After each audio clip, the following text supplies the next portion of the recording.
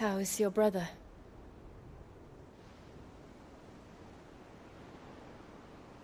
Asleep, since I returned from the Dominion. Taya says he should be back on his feet soon enough. For a while, at least. She discovered something on his chest. A swelling, circled in stone. The curse.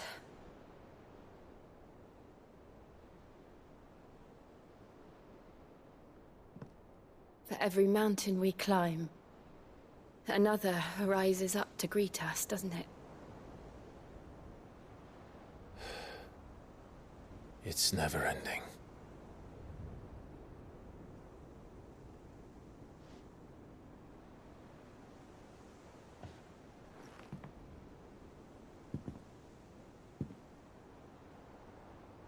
Even the sky seems to have grown tired of it all.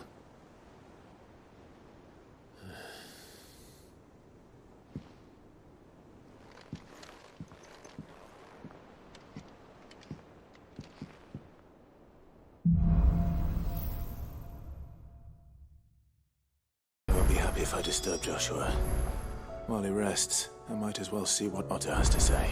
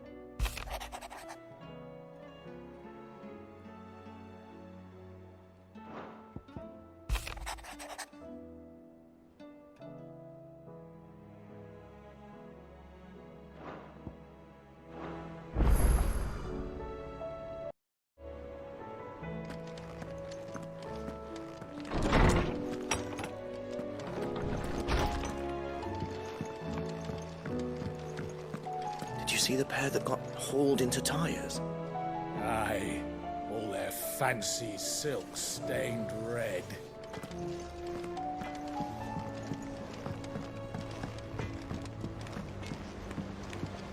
Round and round the city clock, the wyvern chased the eagle. The birdie stopped to catch his breath, down came the eagle. Lady Karen told me that you've begun dealings with the Crimson Caravans. A word of warning. Tighten your purse strings when in Bocklad. There are few shrewder than Eloise in matters of business.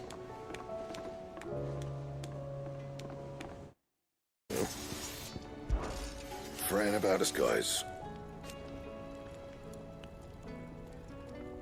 Unless, that is,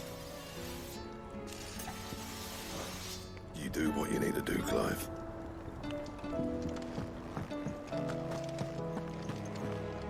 Thanks for not leaving me in the Dominion. If you hadn't come back, I might still be stuck there. I told Nan we flew back on the Pheonix, but she walloped me for telling fibs. Can you tell her it was the truth, Clive?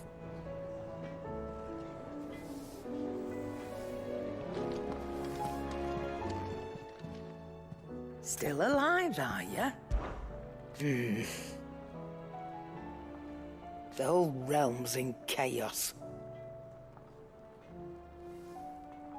But as the old saying goes,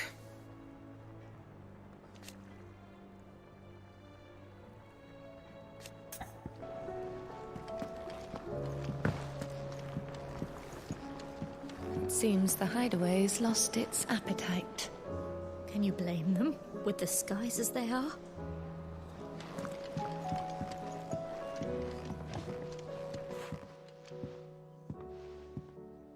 Sid! Look what the curse breakers brought back from Dalmekia. Said they were all the rage in Dalamil. Looks sort of funny if you ask me. I'll be damned. Have you had one before? Something smells good. What are we having? Bombs! And they are good. You should try one.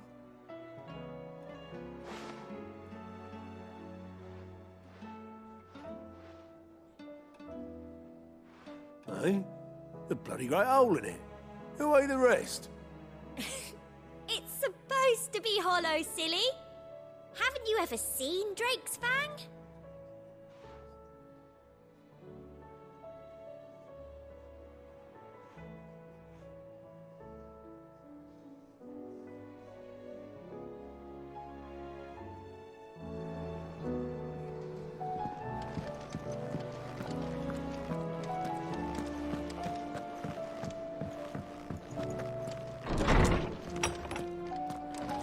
Is a storm coming, Sid?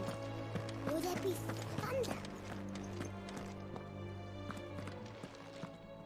Knowledge hoarded is knowledge lost. With the darkening skies. But be that as it may.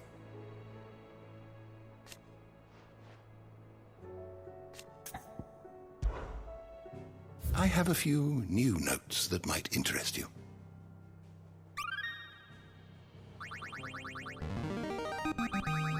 Now this, I believe you will find most interesting.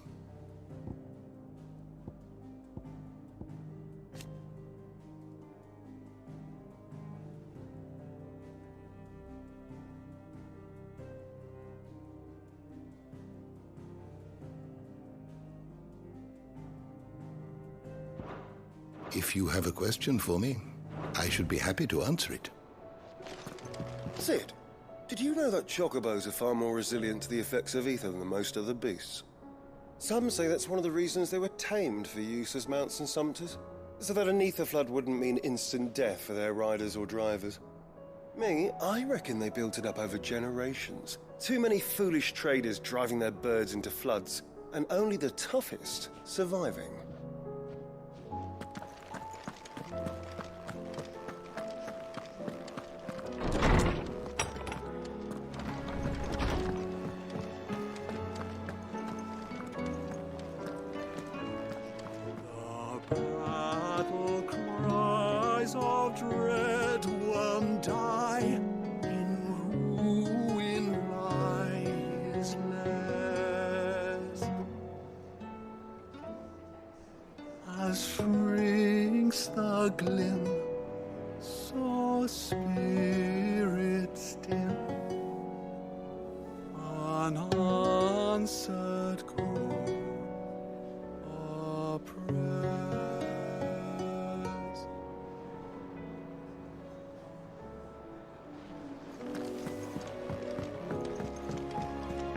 Will we ever see the sun again?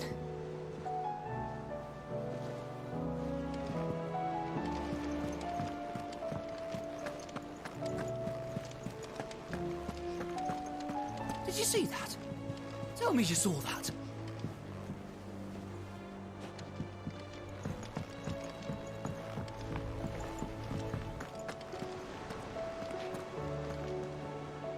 Otto, how fares the realm? The realm? Oh, she's just fine. As long as you look past the fat storms out mother crystals and her skies are a roiling cesspit. And Gav? He's with your uncle in the Free Cities, helping Mid with her project. Sent an owl their way the moment the winds turned foul. Still waiting on a reply, though. Do you have any good news? Well, that depends on your definition of good. All right, fine. What do you suggest we do? Oh, no, I'm just the messenger. I'll leave the scheming to those more suited to the task. Could be that Lady Vivian and Old Tomes have their own thoughts on the current state of things. Could be that they don't. It certainly can't hurt to ask. I suppose not.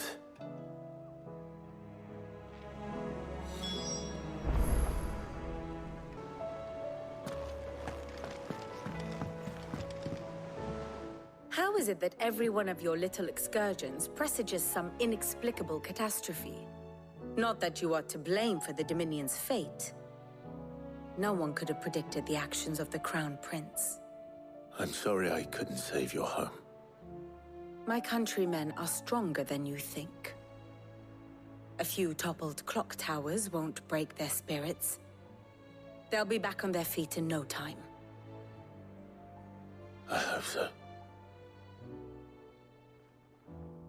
Look at us. Bluer than a pair of bog crabs. Tempting though it may be, sulking will not help us find a solution to this mess. You believe there's one to be found? I don't know.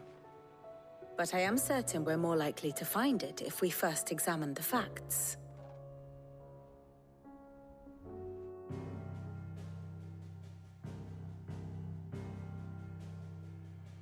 Beneath these darkened skies, fear and confusion reign over Valisthea. Oh, the lands around the fallen Mother Crystals had already begun to wilt for want of ether. But not like this. Crystals that filled wells and fueled furnaces. Now nothing but pretty shards of rock. And those that hang from the people's necks cast nary a glimmer of light to keep the dark at bay. It is only a matter of time before the common folk convince themselves that the end of days is upon us. Yet I fear a swift end is more than we can hope for. While most of the world thirsts for ether, the remainder drowns in it, spawning Akashic in droves. And amidst the hordes of mindless beasts, with magics as like to fail as function, even the strongest nation would falter. Rosaria and the Iron Kingdom teeter on the brink of collapse, while the tragedy in Twinside has all but paralyzed the Holy Empire. Dhalmekia fares little better. Rumor has it the ministers fled the capital after the fall of Drake's Fang, leaving their beloved republic to crumble. Waloed, meanwhile, moves in earnest. The Einherjar has been sighted off Storm. The world, in short, is in chaos. It would seem our civilization was nothing but a castle of sand, to be washed away at the whim of the waves.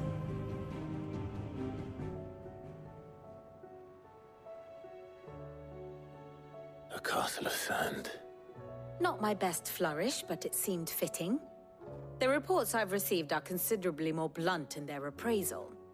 Without the protection of their nations, it will fall to the people to defend themselves against those who would take what is theirs. Which is only ever going to end one way. Defending a farmhouse against a band of chocobo thieves is one thing, but pitchforks and palisades will do little to stall an army's advance. Should the King of Waloed deign to invade, there would be none to stop him. None but us.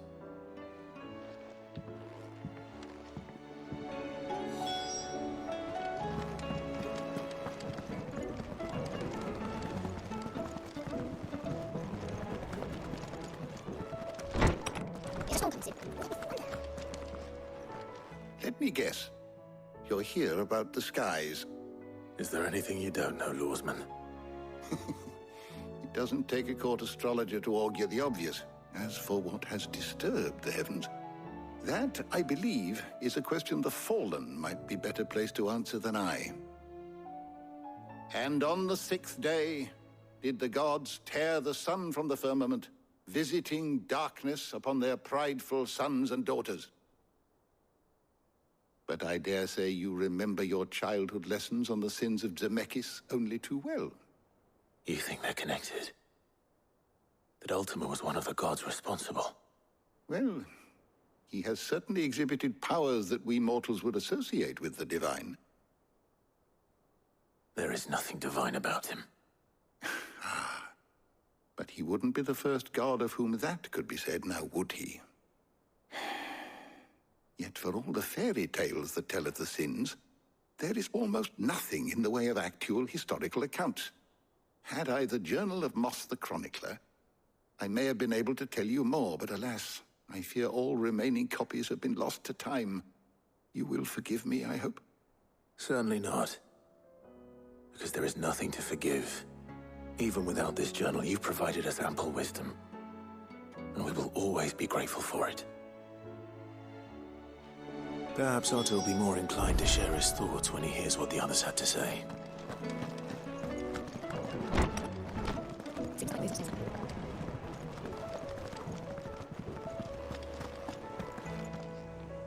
Clive, we have a problem. Only one.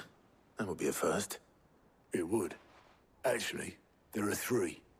We had as many owls arrive while you were at the shelves. Martha's got a Akashic out her gates, and talk of monsters roaming the hills outside of Northreach has put the wind up Isabel and her lot. And don't forget Dalimil. Lubor says the village was raided by bandits. When it rains... It fucking pours. The curse breakers are spread thin, taking stock of the damage in the Dominion. And even if I could get word to all of them, I doubt they'd get here in time to make any real difference. Which means... there's only two people who can. Jill and I. Let them know we're on our way.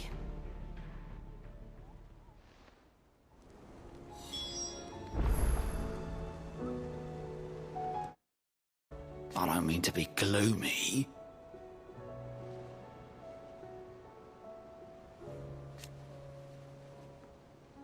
They need all the help they can get.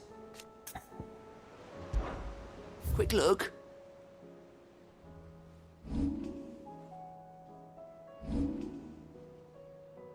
Always something in there.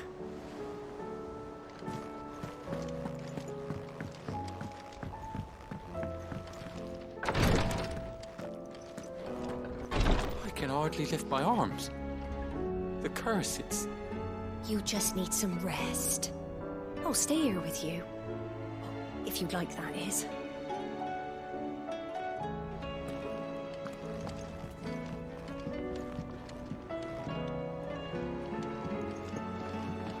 The injuries suffered by both your brother and the prince were bad enough. But that wound above Joshua's heart is unlike anything I've ever seen. Were he not a dominant, I fear he would have succumbed to it long ago.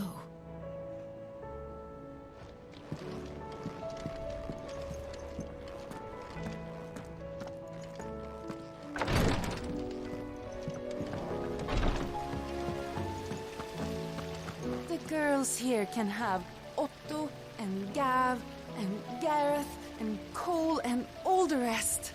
My heart beats for another. Now, if only Lady Taya would let me into the infirmary to see him.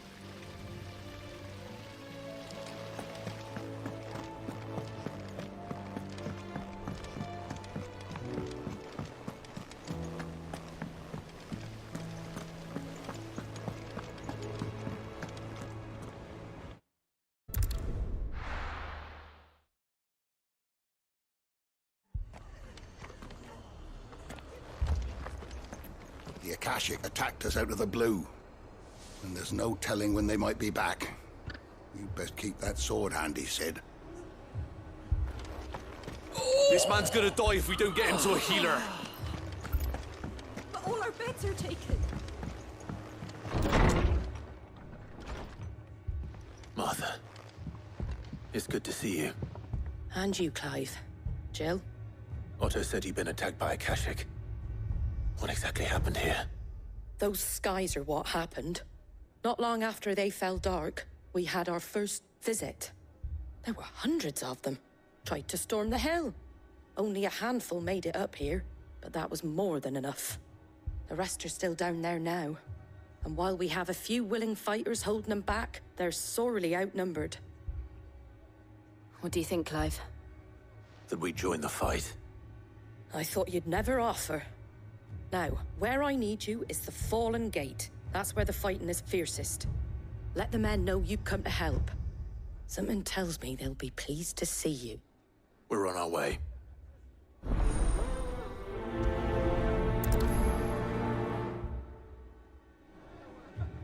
Do you think there are as many as Martha says? More.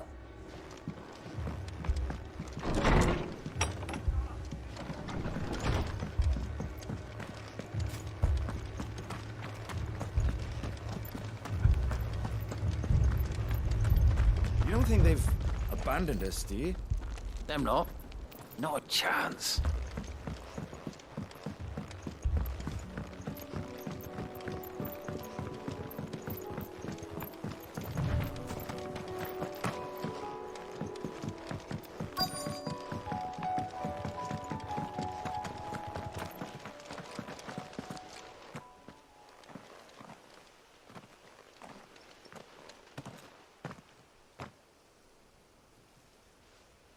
Clive, wounded.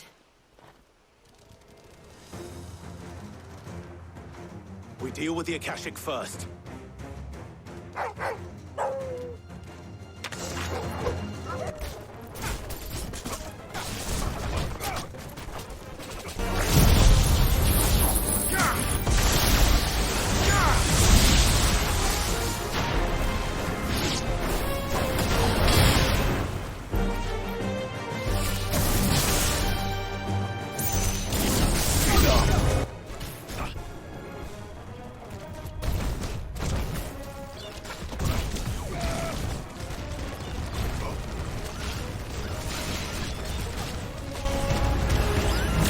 Finished.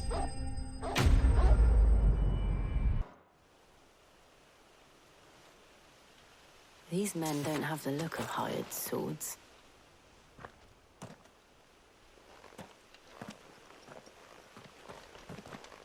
If you've come to rob this place, You are mistaken, my Lord Rosfield. We're here by Madame Martha's leave. how do you know my name? Forgive me, my lord. There wasn't time for introductions. We're with the Guardians of the Flame. Wade's men? But how did you come to be here? Where is your commander? Sir Wade left earlier with a scouting party to find out where the Akashic were coming from. Did he? Take your wounded back to the inn. Martha will see you're looked after. We'll join you anon.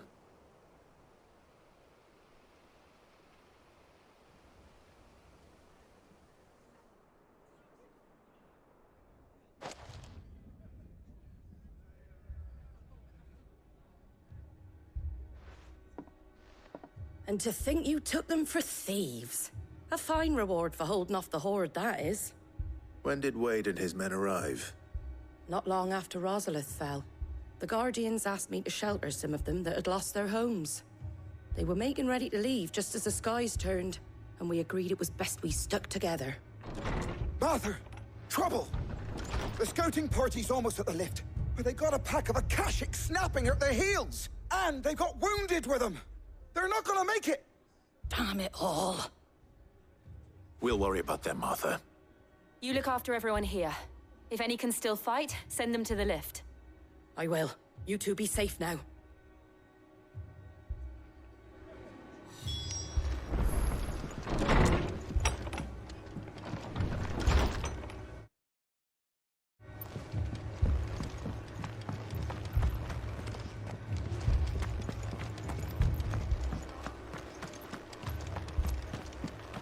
Mad dogs, a lot of them.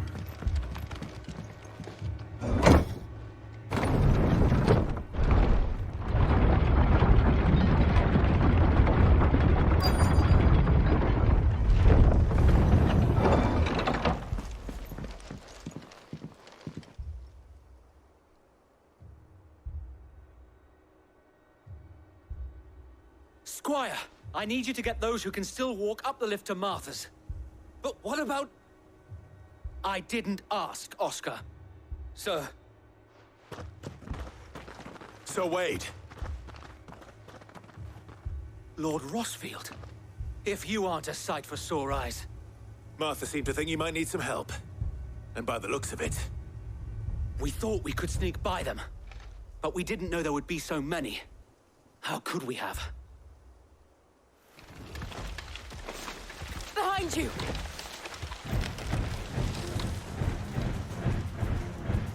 Damn it! We need to get the injured to safety. Do you think we can hold them off? We can certainly try. Are you with us, Sir Wade? Always. Then let's do our duty.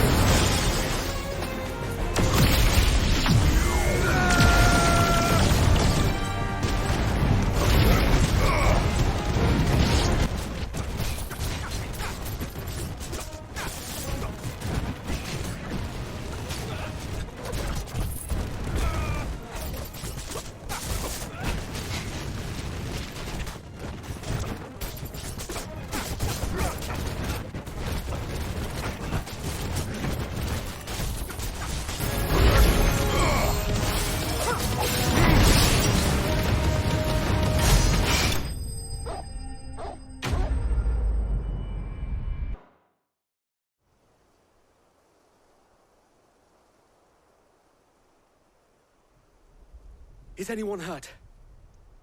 I don't think so. And yet again, you've pulled me from the flames. It's just a pity I keep walking into them. You've never been one to shy away from danger, Sir Wade.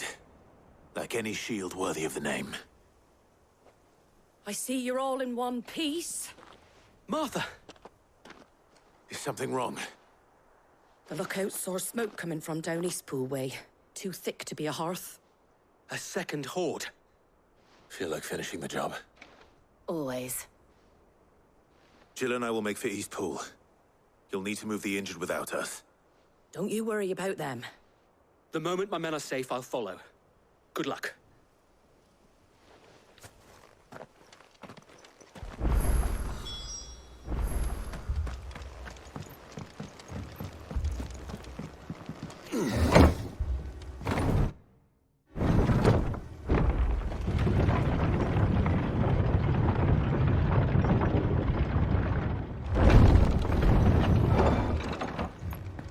Mad dogs. A lot of them.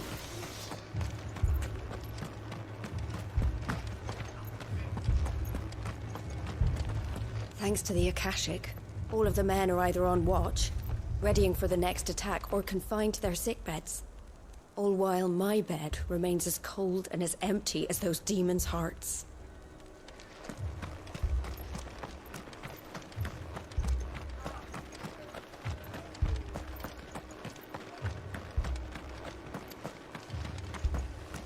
Fiends try to climb the walls here, too. Founder knows where they're gonna show their ugly faces next.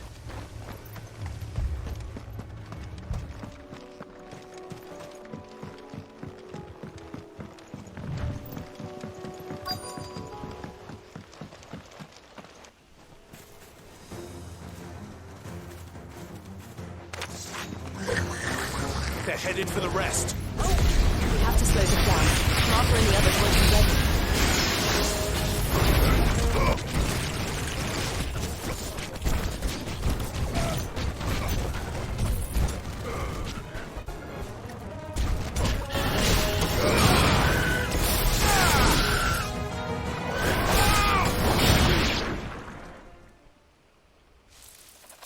Something's coming. Apologies, my lord. Did I miss anything?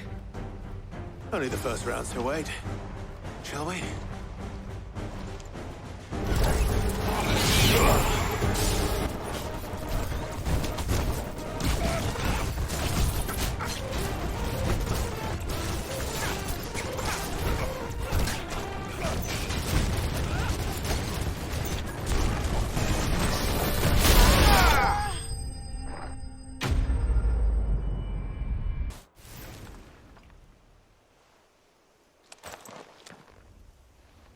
see any more? No. I think that was the last of them. But it won't be long before the next lot arrive. Then we make for Martha's while we can.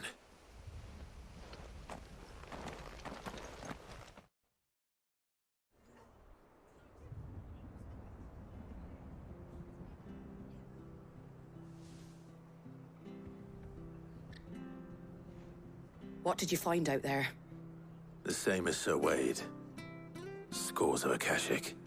Well, wherever they came from, they're gone now. Our lookouts say the lowlands are clear. Hopefully we'll have enough time to lick our wounds. How many of your men were injured? A damn sight less than if you hadn't turned up. Thank you. It was a hard-fought victory. But as long as the skies remain dark, I fear the Akashic's numbers are only going to rise. It's not a matter of if the Horde will be back, but when. And whether that's sooner or later, we'll need to be ready. The inn here affords a good view of the land, and is easily defendable. I'd like to make this one of our outposts. What do you say, Martha? You'd have more men to guard the rest. Well, when you put it like that, of course they can stay.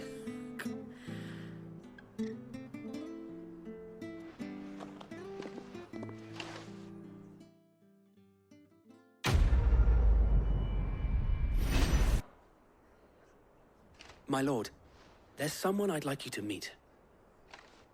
Oscar, over here.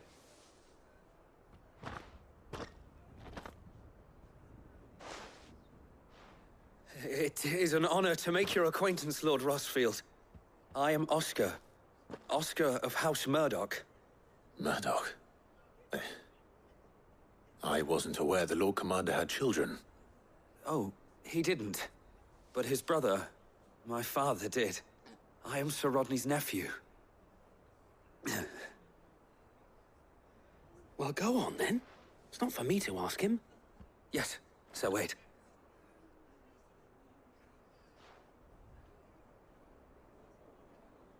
If it please you, my Lord Marquis, might you take me as your squire?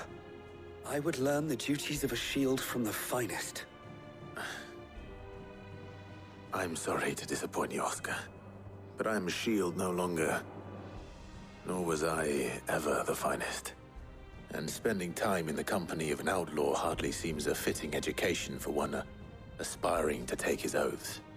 My Aunt Hannah once told me that a man is not defined by his title, but what he does in its name. You have accomplished much since taking on the mantle of Cid, winning no little honor in so doing. And I would sooner serve under an honorable outlaw than an unworthy shield. Not that Sir Wade and the other Guardians are... I mean to say that, they're... It's all right. We know what you mean. There is only so much the boy can learn from me, my lord. But a squire... Would that really be so bad? You were a squire once. And I'm certain Sir Rodney would approve.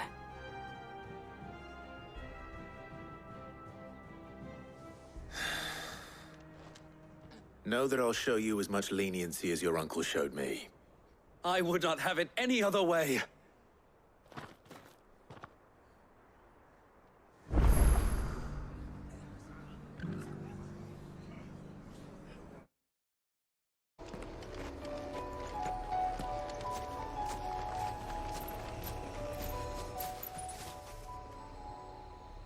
Well, this isn't at all foreboding.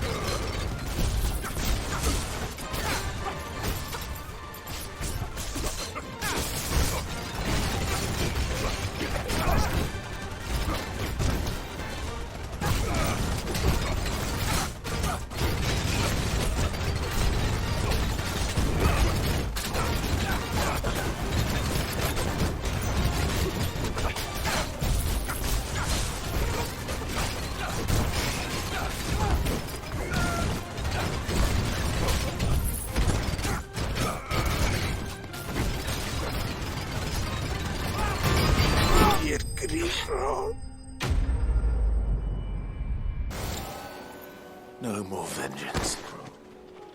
No more war.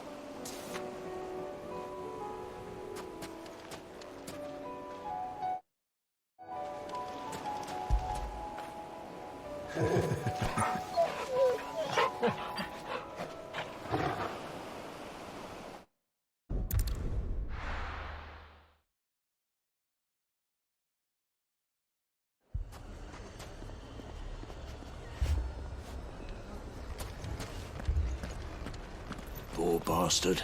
Couldn't run because of the weight of his load. Still, better a branded than one of us.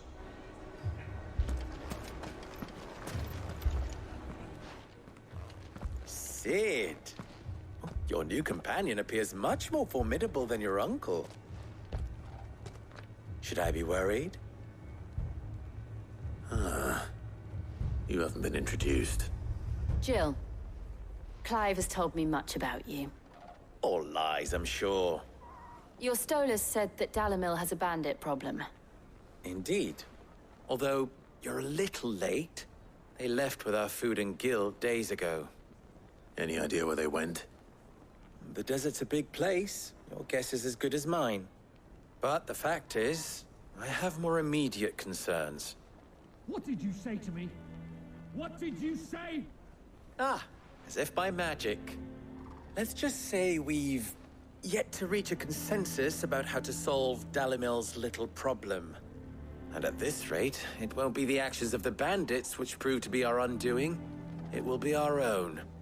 I've tried reasoning with the dissenting parties, but even the Desert Hare has limits. Perhaps we could talk to them. What makes you think they'll listen to us? What makes you think they won't? She makes a fair point, Cid. And you won't have wasted much of your precious time if you fail. They're just across the courtyard.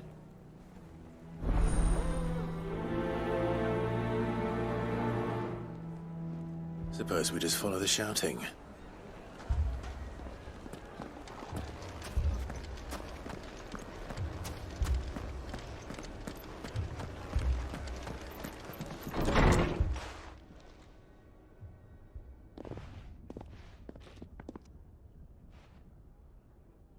You wouldn't talk like that if it had been your men whose throats were slit.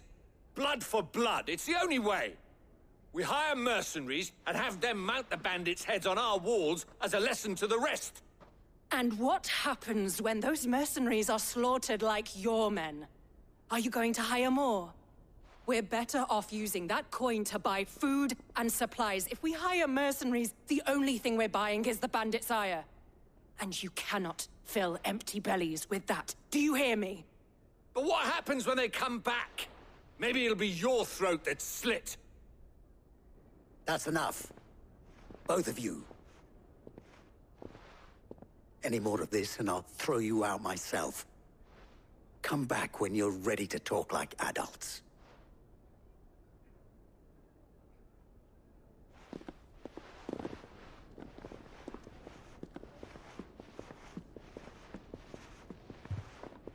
Victor. What's he doing here? Cid. And Lady Jill. What brings you here? I was about to ask you the same thing. Costness is in chaos, and the markets have all but ceased to operate. The Briar's Kiss here in Dalimil is the only place I can reliably obtain supplies. I was here to do just that when Master Lubor told me of his troubles. He thought I might be able to talk some sense into these fools. But if you're here, I suppose his patience must be waning. Who are those people? Those were the thorns in Lubor's side. And the reason this place might be headed the same way as Costness. It's these accursed skies. The darkness is enough to drive a man to madness. Or an entire city, for that matter. We're still working on the skies. But in the meantime, perhaps we can find a solution to Dalimil's problems. I hope so. For all our sakes.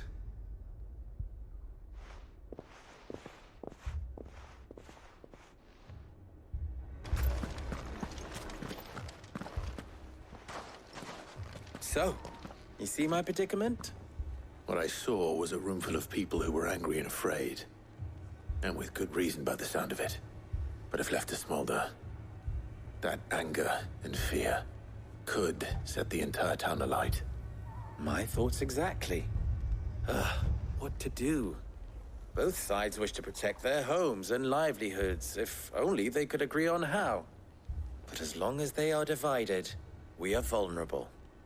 And if there's one thing bandits like, it's an easy target. What would Sid the Outlaw suggest?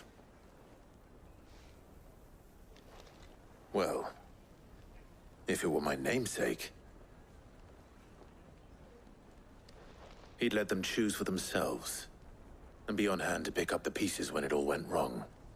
That sounds like a recipe for disaster. A recipe for disaster is precisely what it is. But perhaps that realization would be enough to make them question the ingredients. While it's plain neither Conrad nor Natalie will countenance the other's proposal, it may still be possible to make them doubt their own. Before presenting them with a third option.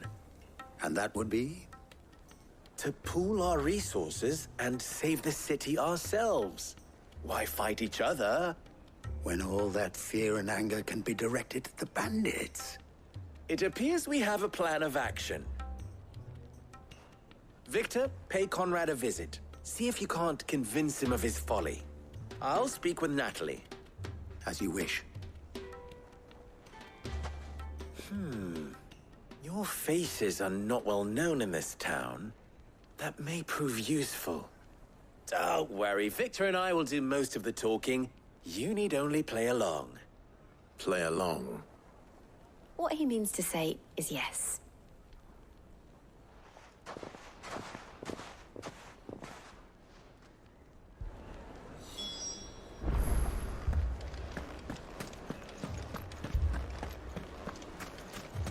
Picture it, Conrad. Your own city guard. With you as captain.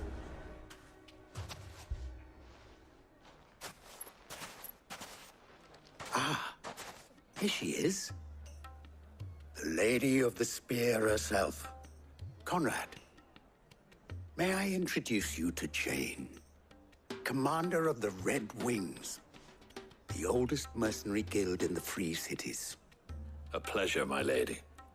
The pleasure is all mine. As I told you, I summoned the commander here from Canver to inquire about a contract. Victor says you told him no.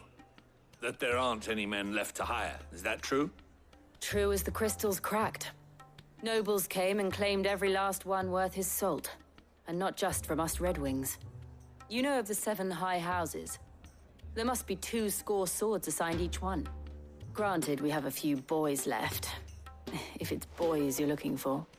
Well, Conrad, are you saying that Dalamel's finest cannot defend this town better than a gaggle of unblooded striplings?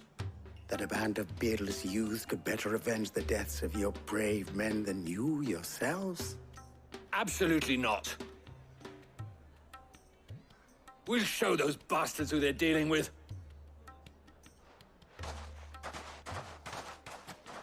I can't believe that actually worked. Conrad's not what you call the brightest candle in the crypt. And there's a reason why I had you do the talking and not Sid. Well played, my lady.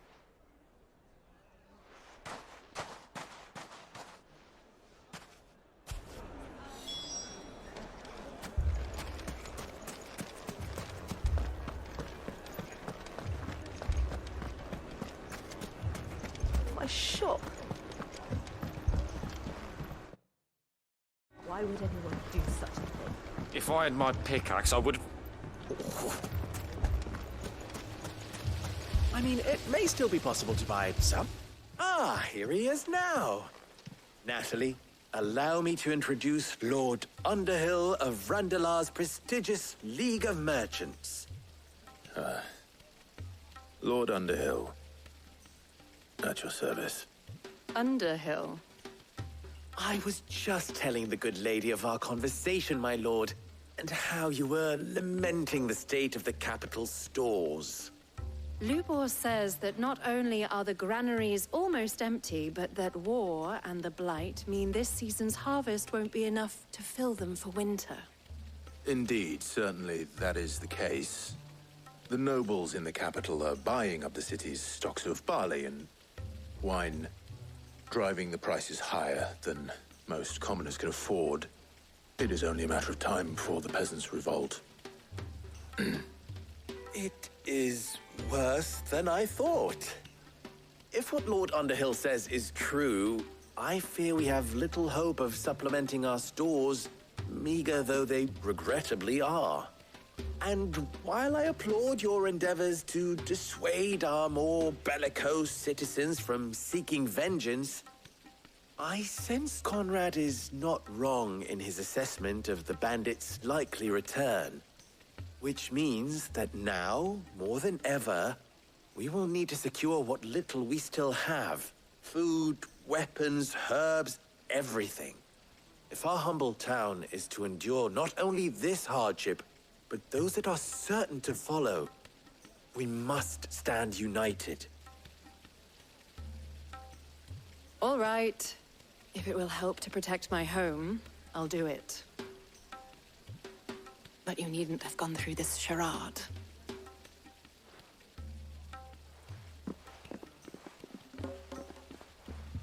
Thank you, Clive.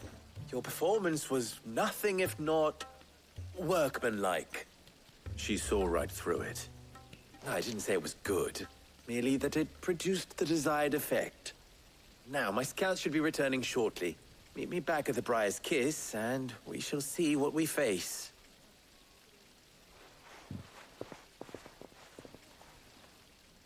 I'm not convinced our roles in this ruse were entirely necessary.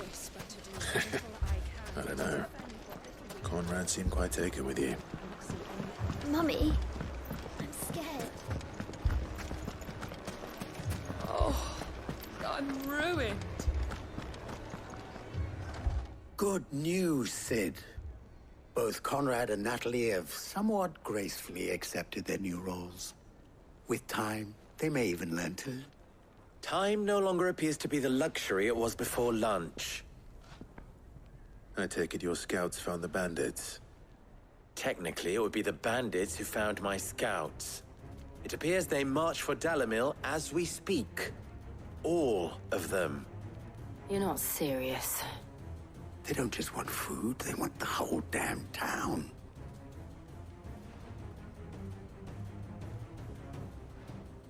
I have a favor to ask. I'm told the bandits march in two groups, one from the south and one from the desert, in a move doubtless intended to stretch our already gossamer-thin defenses. Very well. Jill and I will meet those from the desert. But what of the rest? The rest, my friend, the city shall fight. Together. The stakes, I concede, are high. But if this does not unite Dalimil, nothing will. That is a lot of faith to put into those who had their hands around each other's throats but a moment ago.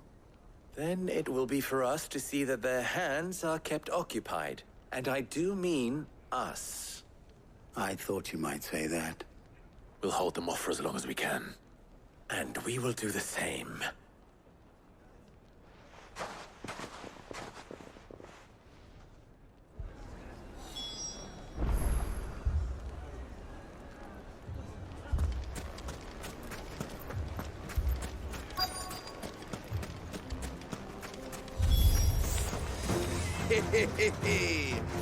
The women folk have come to welcome us. I'll take that one. He's all yours.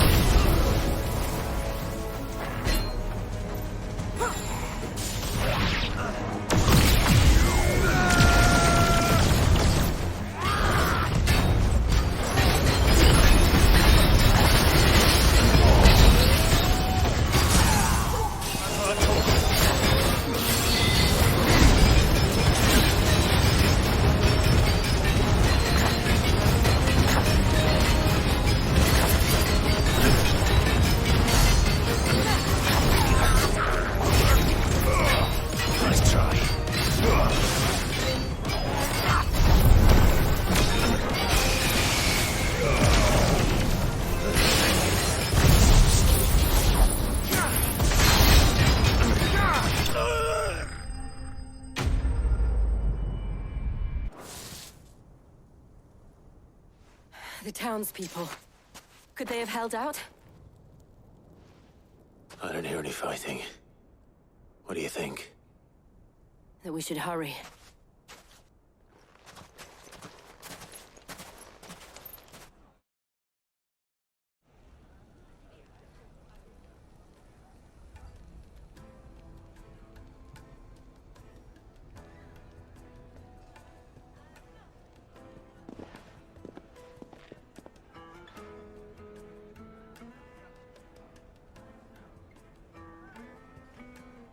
Natalie, I owe you an apology. You did well out there. The inn would have been lost had you not held the line. Without you, there would have been no line to hold. You saved us, Conrad. You saved Dalimil. We all saved Dalimil.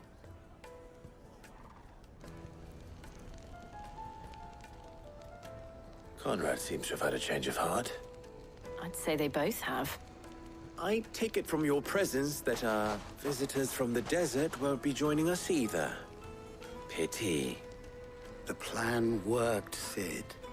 Granted, it only took an army of bloodthirsty bandits at our gate. Calm now, Victor. Why quibble over the details? We are united, and that is all that matters. As for you, Sid, you fight considerably better than you act. I'll take that as a compliment.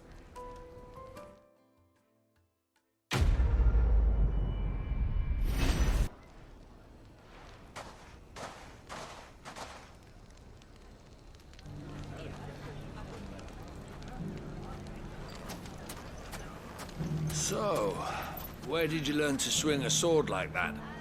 In a desert full of ne'er-do-wells, a woman has to learn to look after herself.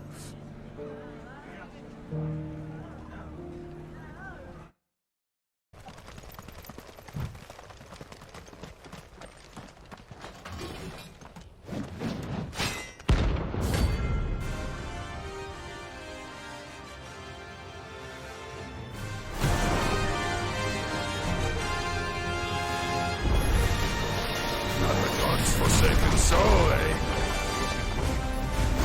Only those who have nothing. Show it to your pockets.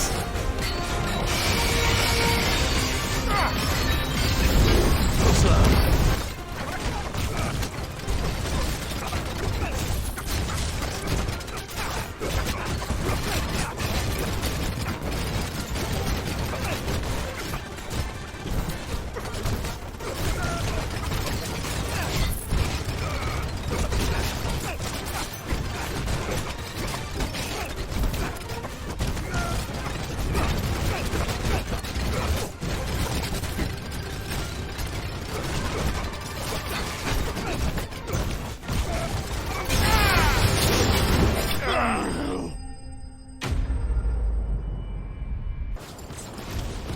Deserter turned out more.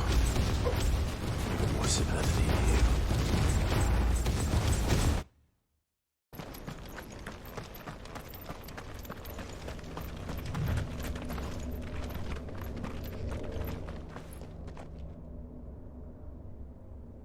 This one's awake.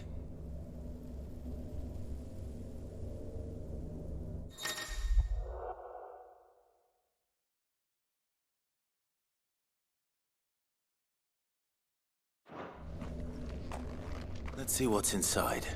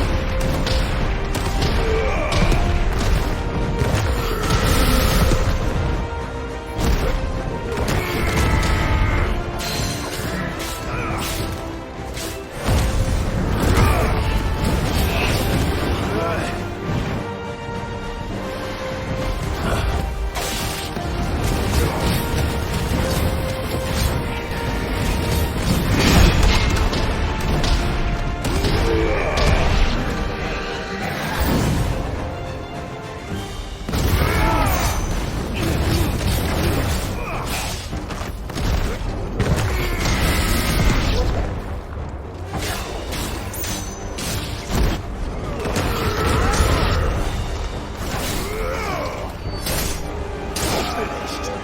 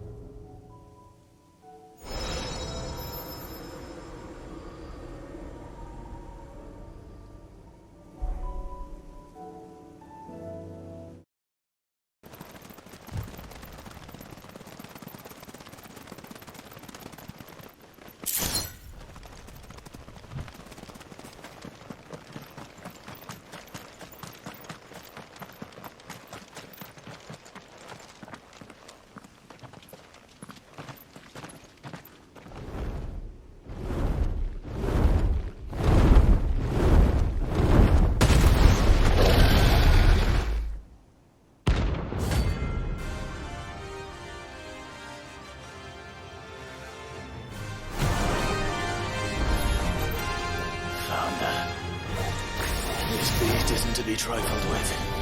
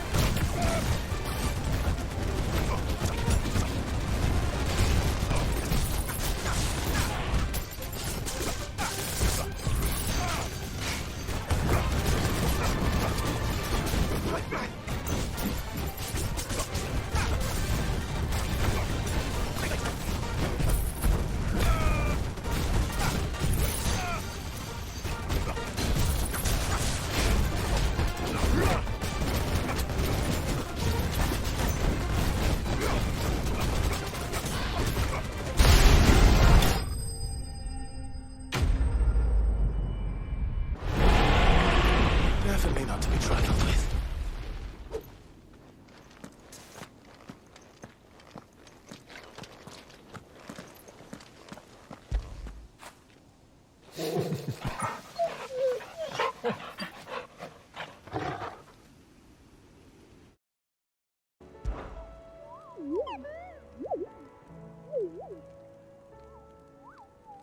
What did you find down there?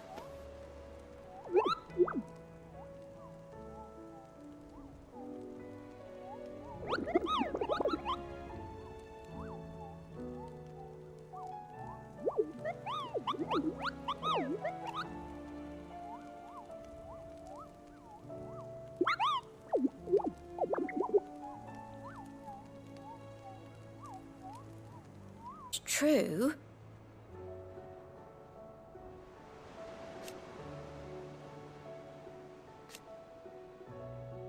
We've lost so much already.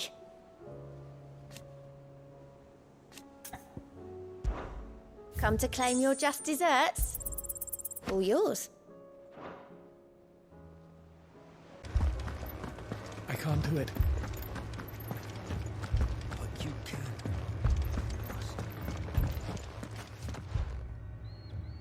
My lord. Milady. We received the dame's message. There have been sightings of strange creatures, I understand. With the blue eyes. Yes. Like a Kashik, but different. They've taken so many. I've lost count. Akashic, but different. Ultimus thralls. And what of your mistress? Is she here? Oh, no. She went to the garrison to ask what they were planning on doing about all this. Then we'll look for her there.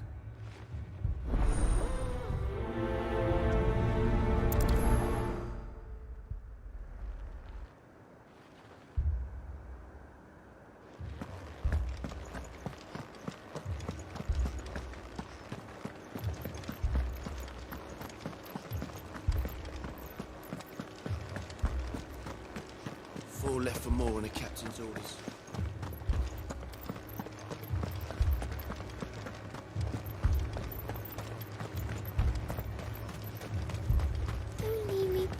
Madame, please!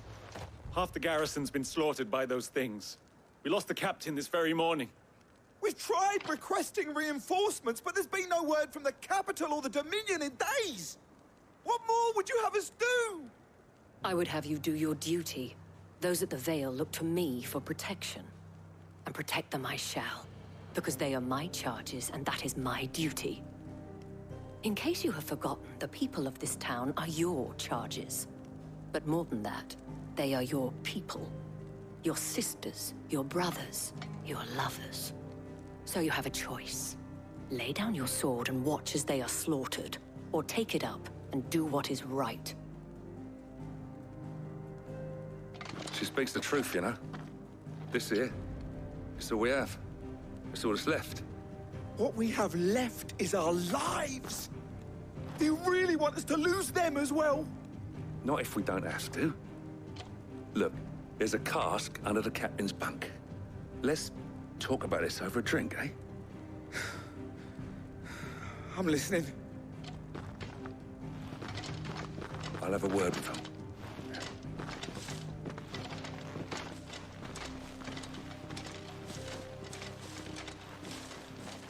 Ah, Clive. I didn't expect help to arrive so quickly. And sought to take matters into my own hands. It was a noble effort. But I thought you might still need some support. I'd like you to consider my needs.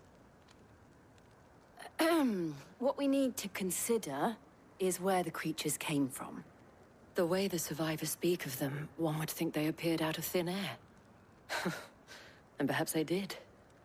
It's hard to know what to believe these days. We'll talk to the survivors.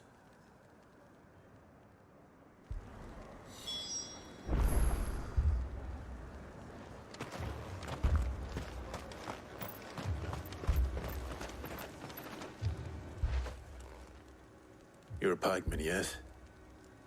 What happened? I've got family in Moor. I heard the flood was spreading, so I went to see if they were all right. And a pack of them glowing things found me in the meadow. I ran for my life. I never did get to the village. Leave that to us. My family. They're still in the capital. I'm sorry, darling. I truly am.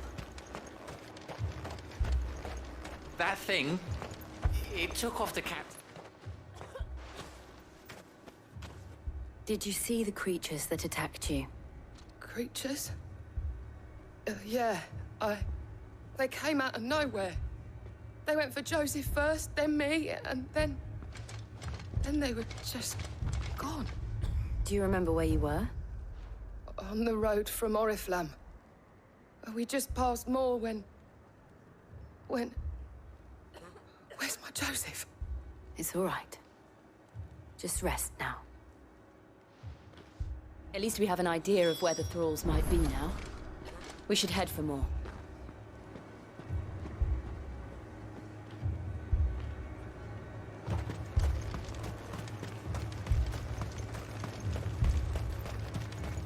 I assume you have a plan? Need to find out.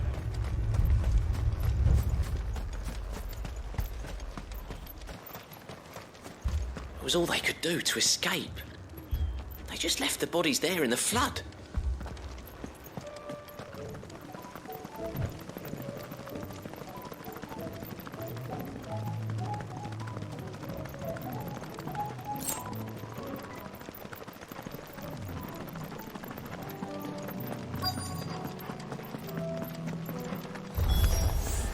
Clive, look.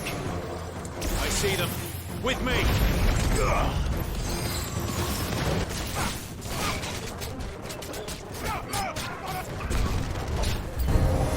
Should I prime? No. Save your strength.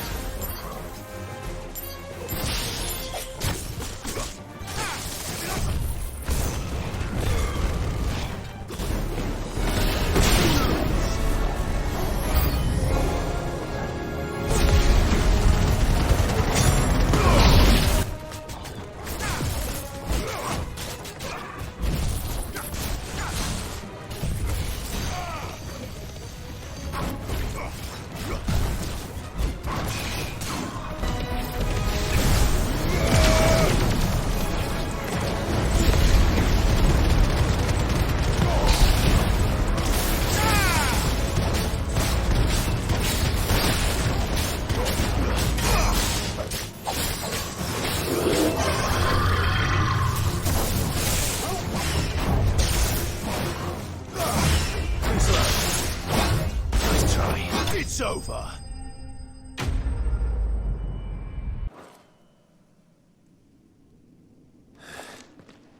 Do you think there are more? There are always more. But I'd say we've done what we can for the time being. Then we should let Isabel know.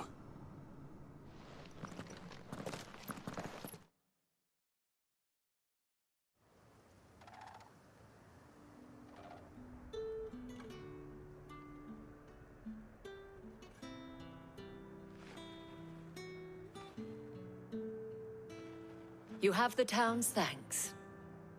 Don't thank us yet. There will be more. Many more. And you'll need to be ready for them. Oh, we shall.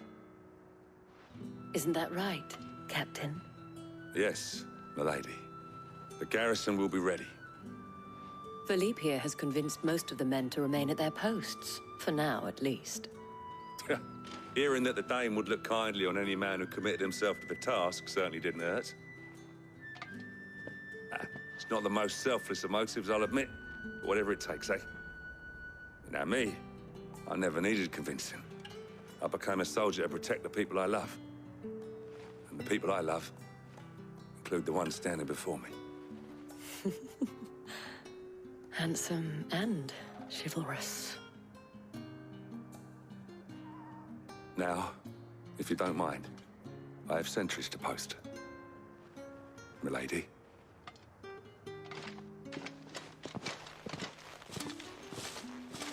Lest you wonder, I'm not foolish enough to believe that this has solved all of my problems. But it has solved one, and that's one fewer than I had this morning. Thank you again, Clive.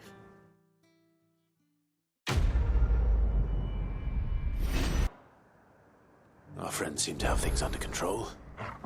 For now, at least. Let's go and put Otto's mind at rest.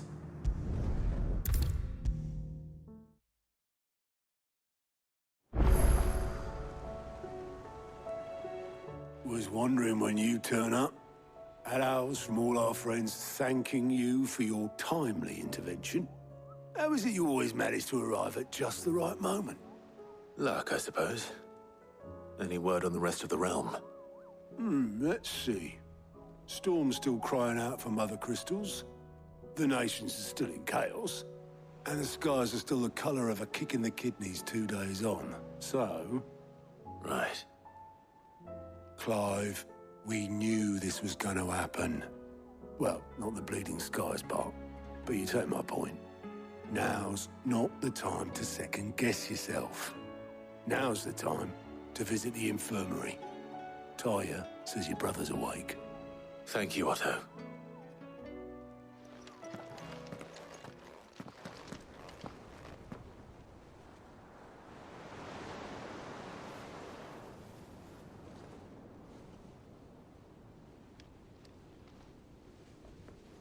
So it was not Sylvester, but Olivier who served as Ultima's puppet.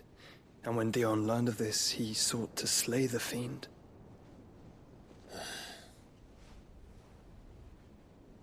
Only for his father to take the spear that would have freed him. Enough to drive a man to madness. Small wonder he hasn't stirred. I would be afraid to wake. Had I but reached out to him sooner, warned him of the threat Ultima posed. But now, both an empire and her prince lie broken. Joshua, what do you know of Ultima?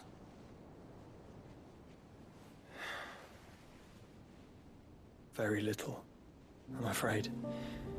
Despite my best efforts. 18 years ago, as I lay buried beneath the rubble of Pheonix Gate, 'twas not death who came for me, but another. And it was while in my rescuer's care, I first heard of Ultima. I've been chasing his shadow ever since. Ultima is driven by some deep, dark purpose, and for whatever reason, it would seem you are crucial to his designs. He will stop at nothing to have you, even if that means toppling an empire. But why me? What possible use could I be to such a creature? That is one of many answers that have eluded me. Yet, I am certain of this. It is not mere chance. You were chosen for a reason. All dominants carry within them the might of an icon. Nigh limitless power that is at once acutely limited. I wield fire, and only fire. And I only ice. 8 wardens for 8 elements. But you, Clive. You are different. You're special. Your abilities begin with the flames of Ifrit. But they do not end there. The fact Ifrit can even exist goes against everything we thought we knew of dominance. Perhaps Ultima has been waiting for one such as you, whose potential is truly limitless. I've encountered that thing several times now. If it or he, as you say, needs me, why hasn't he claimed me as he did the boy? Were I to hazard a guess, I'd say the two of you are somehow incompatible. His mind not properly attuned to your body. His mind? Mind, awareness, spirit, call it what you wish. But I believe Ultima to be an embodiment of the concept. This is why I struggle and fail to contain him here inside me. I'm sorry. Inside you? With every setting sun, I feel my strength wane. And though the Pheonix's flames mend the prison I have made for Ultima, they do so at a cost. We must find a means to bring an end to him before I meet my own. What were you thinking? It was that or let him take Clive. And I've always had a soft spot for my brother. But that doesn't mean you should sacrifice yourself to save me.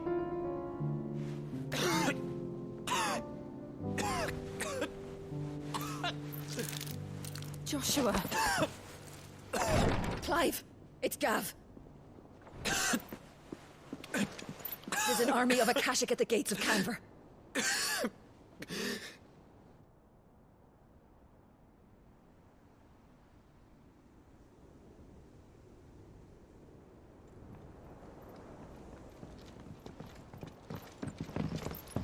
Well, what's the short of it? Thought Tyre told you. The capital of the Free Cities is under siege by an army of monstrosities. The city guard are doing their best to stem the tide, but numbers ain't on their side. What of Lord Byron and Mid? Were they able to escape? No, but they're all right for now. They're hiding with Gav at midship. We have to get them out of there. And we shall. Otto, prepare a Stolas. Tell Gav to stay exactly where he is. Understood. Vivian, what's the swiftest route to the Free Cities? That sounds like a question for the map. Look here. This road, through Tabor, should provide the least trouble. Good. What a coincidence. Tabor is exactly where I'm bound. Joshua, bed is where you should be bound. You don't think I told him the exact same thing? Were Tyre not such a talented healer, I would surely have been inclined to agree. But, thanks to her ministrations, I feel I may safely rejoin my attendant, who was to wait for me in Tabor if we became separated. All right, we travel together. Clive. If he stays close to me, he'll be fine. Thank you, brother. I'll look after him.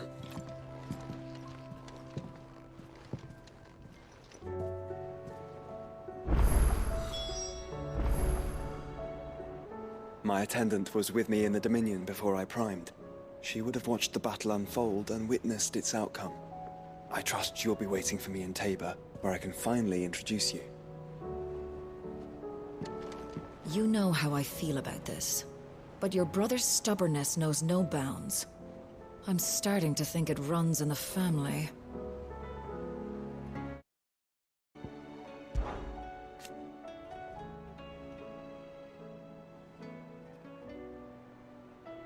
And how could it not?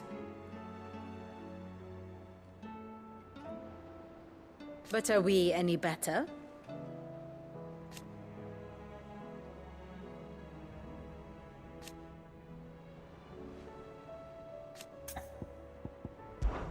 I cannot claim.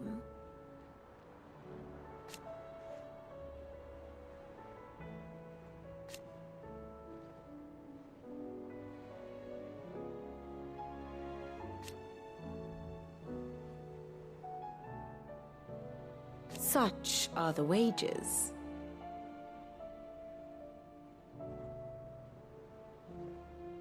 Ironic, then.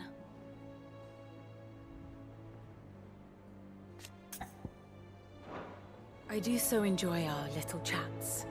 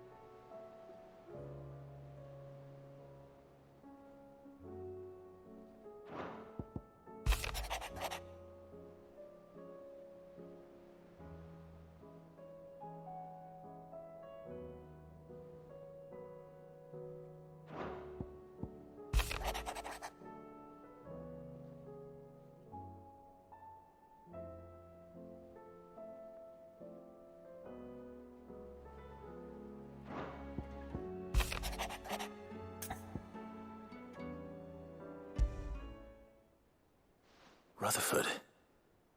Wasn't that the name of my uncle's manservant? Why would he be at Martha's Rest?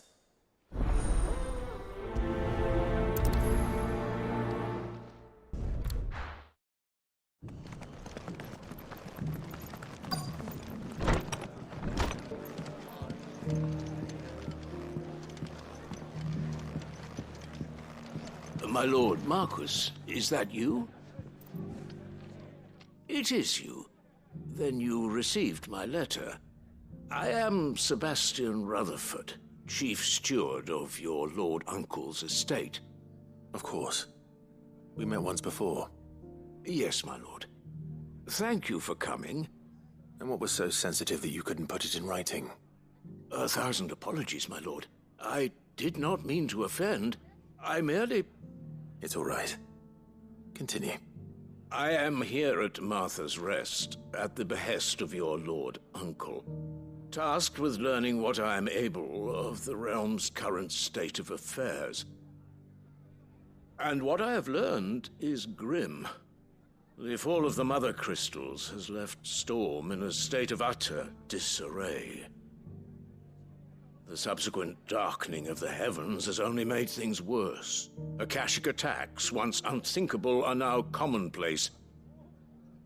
The gears of governance have ground to a halt, and without a steady hand on the tiller, the realm threatens to drift into utter chaos. Your lord uncle, however, believes there is a way to avoid this fate, and is determined to see it set in motion. That sounds like quite the undertaking. It is. Hence my having enlisted the aid of several colleagues serving the 7 high houses. Alas... Alas? I have lost contact with 2 of those colleagues already. They are both able-bodied and trained in the sword, yet in these dark times, even that may not prove sufficient to keep a man safe on the road. So you want me to find them? I'll need to know where they went. One I sent to investigate the Republic, the other the old Imperial capital of Oriflamme. That doesn't exactly narrow it down. I suppose I'll start in Dalimil and work my way east. Thank you, my lord. I shall pray for your success and safety.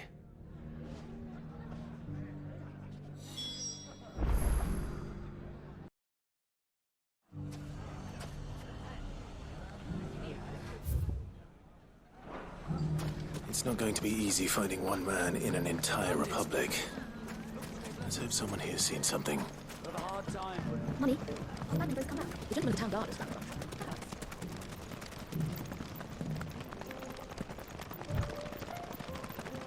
Someone's got himself in trouble.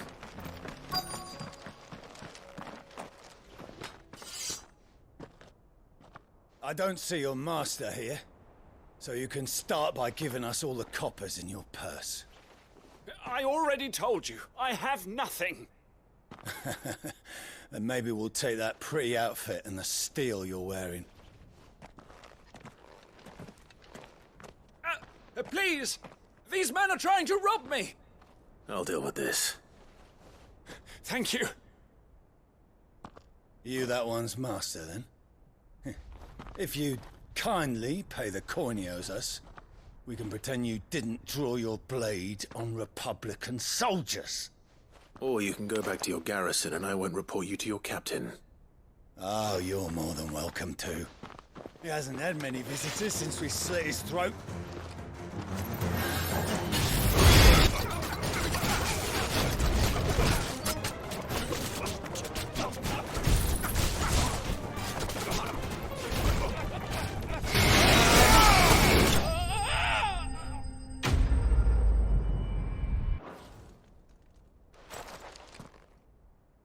I'd expect as much from Hugo's faithful, but these were men of the fist. Much has changed in the Republican army since they lost their rock. You've seen this kind of thing before, then? Many times. I was sent here to observe the situation. You're one of Rutherford's men. He sent me to look for you. Well, then you have my thanks. I fancy I could defend myself against one, perhaps two, but a whole regiment... I arrived in Dalimil several days ago, but when I called upon the captain of the local garrison to make inquiries, his men confiscated my effects and locked me in a cell. The captain is no more, and his men make the rules now.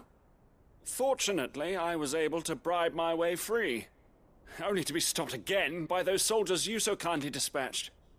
What of the Fist's Central Command? Surely they wouldn't allow such lawlessness amongst their ranks. I would imagine they are unaware of it. Most of the army has fallen back to the capital and hunkered down behind her walls. Those who weren't recalled now rule the fringes unchecked, answering to no one but themselves. Then it's worse than we imagined. You should return to Rosaria. It's not safe here. I'll find a caravan heading north. You won't mind if I borrow one of these soldiers' coin purses?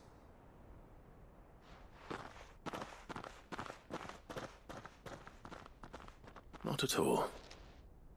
Now, to find this second associate of Rutherford's. If he was bound for Oriflamme, I'll start at Northreach and see if I can pick up his trail.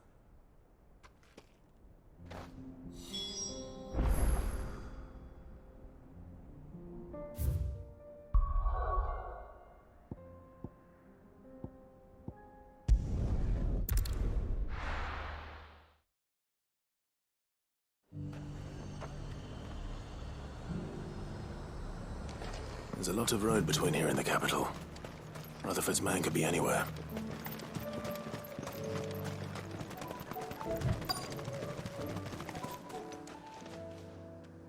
What happened here? If you're with the others, they've already relieved me of my belongings. I'm not. I'm looking for someone who was sent here by a man named Rutherford. And then you found him. I'm Alistair Rockford, attendant to the Lady Ariane of House Wellesley. Of the 7 high houses of Rosaria. It's been a long time since last I saw my great-aunt. Is she well? My Lord Marquis? Yes. Yes, she is. The Lady Dowager has granted me leave to assist your Uncle Stuart. I was on my way back from the old capital when I saw some villagers being robbed on the road here. Bandits? They looked more like field hands, but it didn't matter in the end. I did what I could to help the victims, but all it earned me was a pommel to the temple. Which way did they go? South, toward the gate. All right. I'll take care of them. Founder knows I've met enough of their kind. You head back to Northreach, visit the Vale, tell them I sent you. Thank you. I shall. Founder be your shield.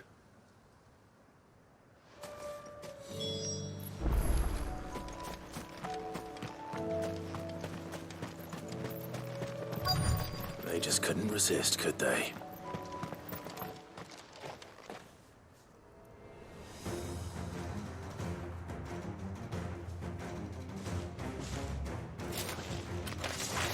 This one's ours, easy boy.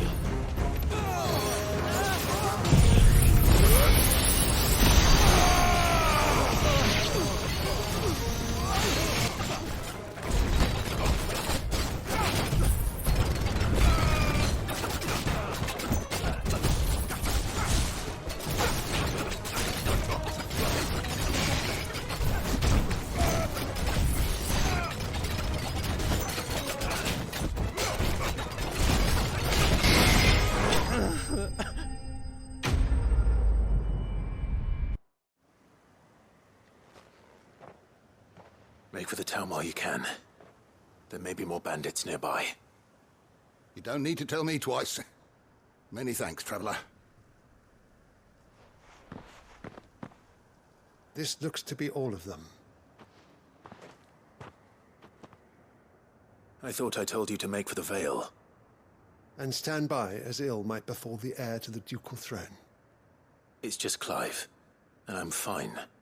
Which is more than can be said for you. I will survive. Strange that the garrison wouldn't intervene in such a brazen attack so close to their gates. The garrison have their hands full inside the city. Some days they don't even send out patrols. There are few hands left to work the fields, and even fewer to transport the grain.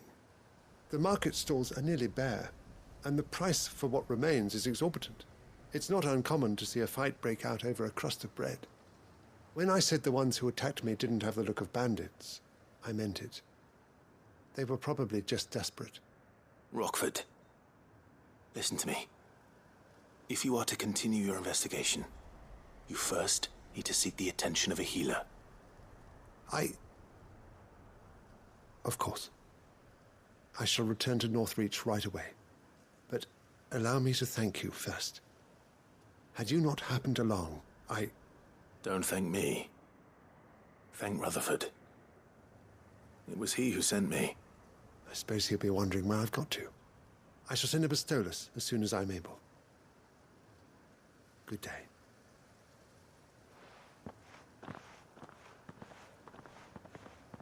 My uncle certainly has his work cut out for him. If it isn't already too late. I should go and tell Rutherford that his colleagues are still in one piece.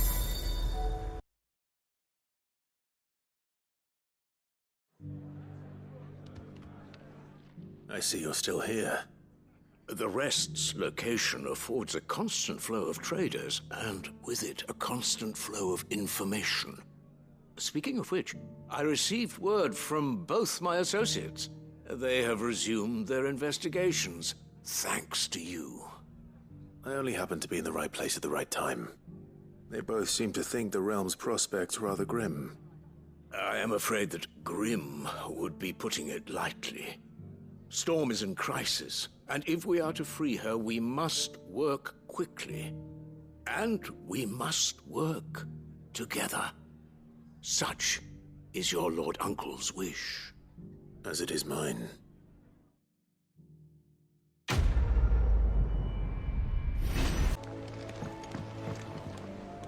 What am I gonna do?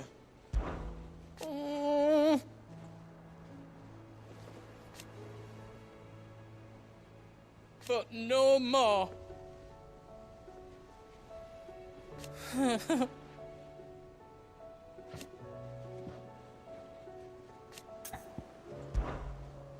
Is everything all right, Goots? You seem more discomposed than usual. Oh, I don't know what that means, but I'm in a bit of a muddle. Oh, I think Nan might be in trouble, and she's... It's all right. You can tell me. There was a trader came by. One of our usuals, like. Said he'd heard some rotten rumours about her down Dallimil Way. Folk are saying she's been selling to bandits and cutthroats and that.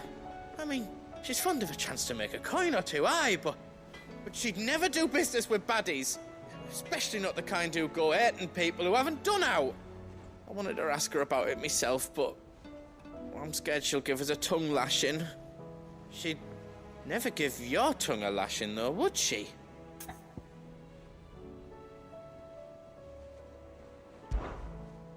Don't worry. I'll speak to her. Oh, thanks, Clive. You'll let me know what she says, won't you? Of course. I'm sure it's all just a misunderstanding.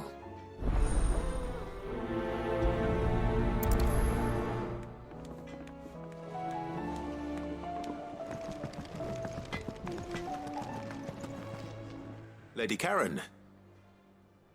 How's business? Not nearly as foul as the weather. You're doing good trade, then? Both in and out of the hideaway?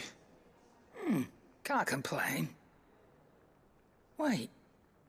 What exactly are you getting at? Not once in 5 long years do you pay my affairs half a care, but here you are today, raking me over the coals like a bloody popoto? Just asking. Out of interest. All right. I'm here because I was told that certain rumors have been circulating. About you selling weapons to brigands. Oh, are you? And who was it who knows me so well as to tell tales of my evil exploits? I didn't exactly hear firsthand. All I know is that someone in Dallimil has been spreading word to that effect. And what? You believe it? You think I'm profiting off the blood of innocents, do you? Look, I've done things I'm not proud of. Might be there were a time when I turned a blind eye to the wretchedness of the world so I could line my pocket. But that woman is no more. And you'd know that if you'd ever paid the slightest bit of notice. You're right, Lady Karen. I apologize. It was wrong of me to doubt you. Aye, it was. Now, I reckon you've got better things to do than pointing your do-gooding finger at a poor old woman. Of course. Good day.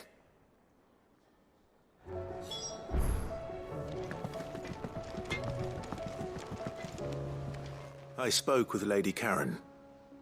What did she say? That the rumors were unfounded, and that I was a fool for thinking they might hold any truth, along with some other things that made her feelings clear. And while it sounds like she may have done things she regretted in her past, she says those days are behind her. Oh, well, that's good. I knew Nan wasn't caught up in out bad. But why would people say she was? What did she ever do to them? It's not right. No, it's not. But people do things for all sorts of reasons. Perhaps we'll never know. Well, I'm going to find out. That trader, he said they were all talking about her in Dallimil. So that's where I'm going. I'll find someone who'll tell me, you'll see. Are you sure that's wise? Whoever's spreading these rumors means Karen ill. Oh, right. But that's why you'll be coming with me, isn't it, Clive? I suppose it is.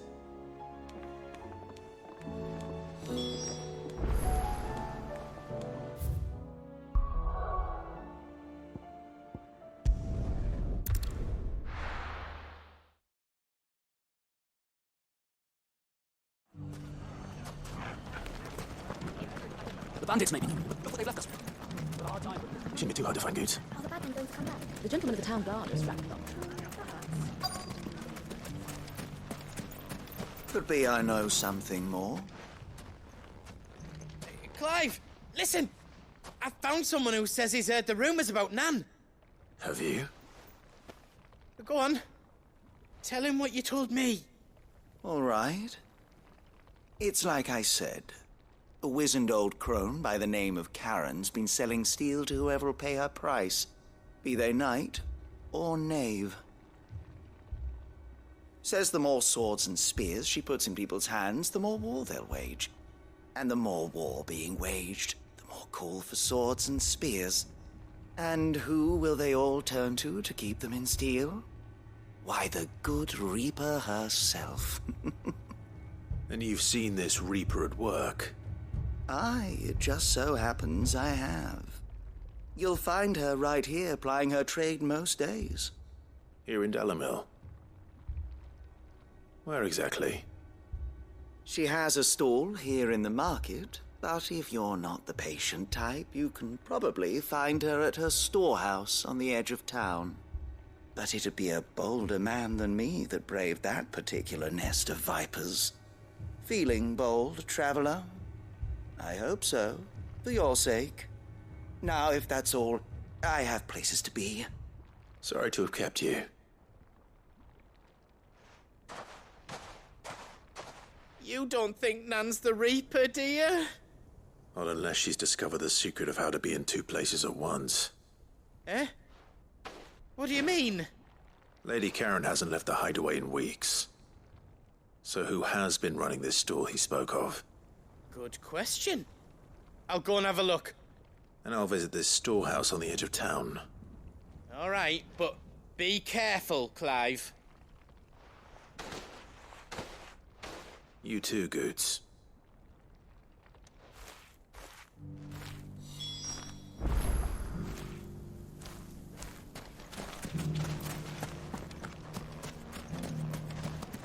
The gentleman of the town guard is back. One mess. You fought very bravely. Safety of the town is now. Time to brave the Viper's Nest.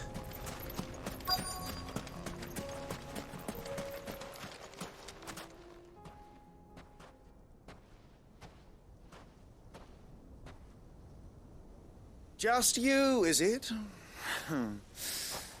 Thought I might have laid it on a bit thick. It was a fairly unconvincing tale. So, what now? That's up to you.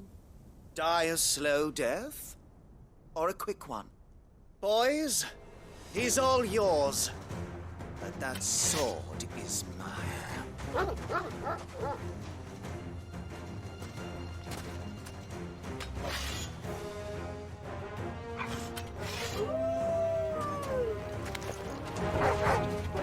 Leave now and we can pretend this didn't happen.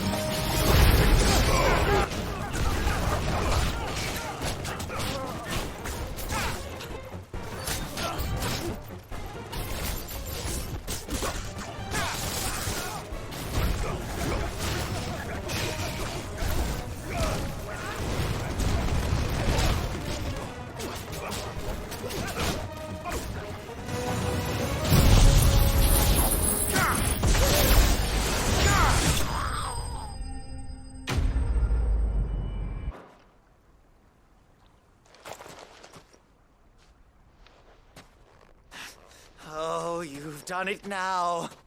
Go on. Tell me what I've done. When the Borgwyn finds out you've killed his men, he'll have your head. He only wanted that bull of a manservant, the dim one always clinging to Karen's skirts. You weren't even supposed to be here. Who the hell are you anyway? What were you going to do to him? The Borgwyn wanted him to get to Karen.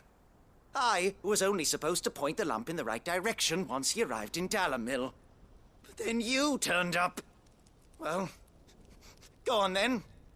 If you're going to end me, end me. You're not worth the effort. Now be gone, before I change my mind. Fucking coward! I need to find Goots. Right now.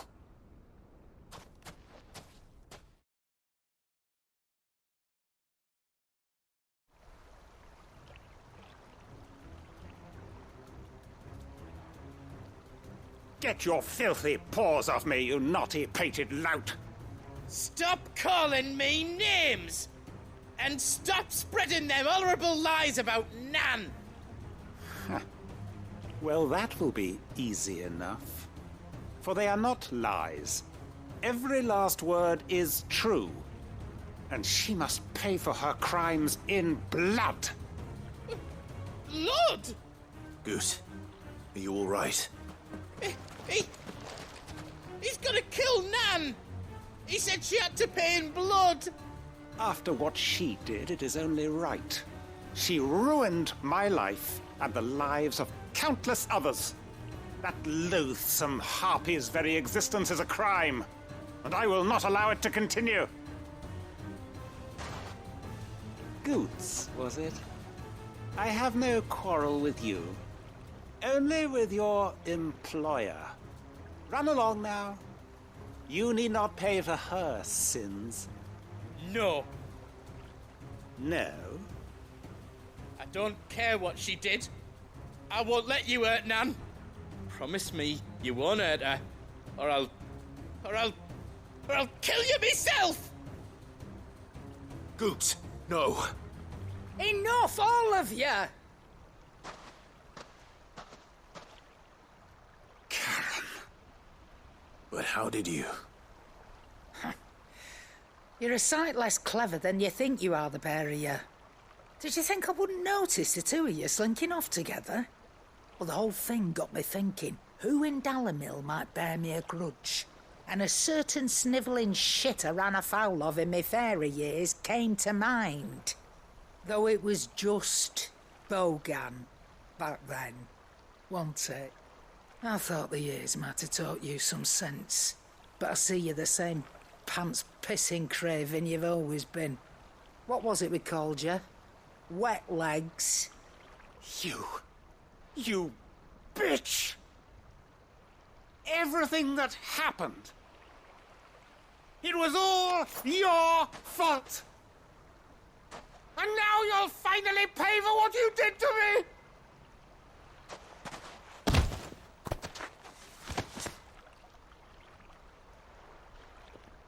Gooch, you... If you want a piece of Nan, you'll have to go through me. Fuck! You great galoot. Out of the way, I can handle this myself. So, wet legs, you remember what you told me when we last met? An eye for an eye. Wise words, Sam. Wise words. And now, it's time to collect.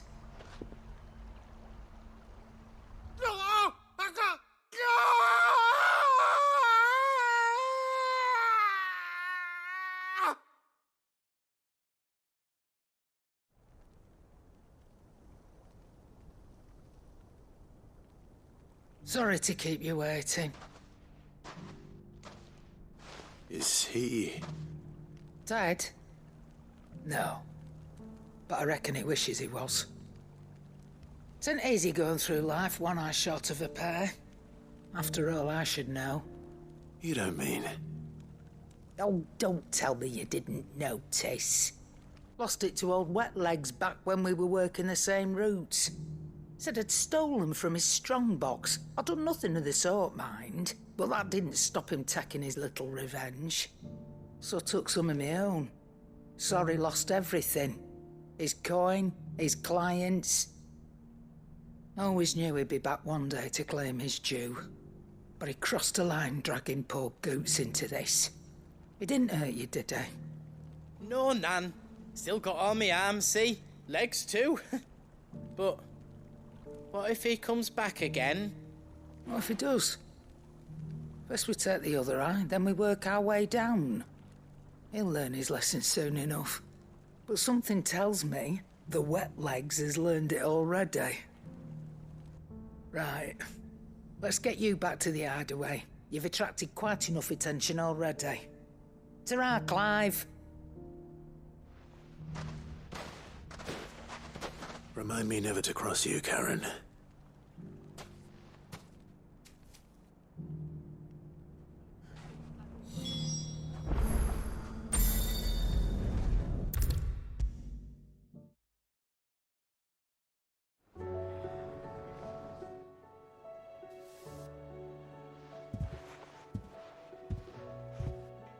nothing like a dish of cold vengeance to foul the gut.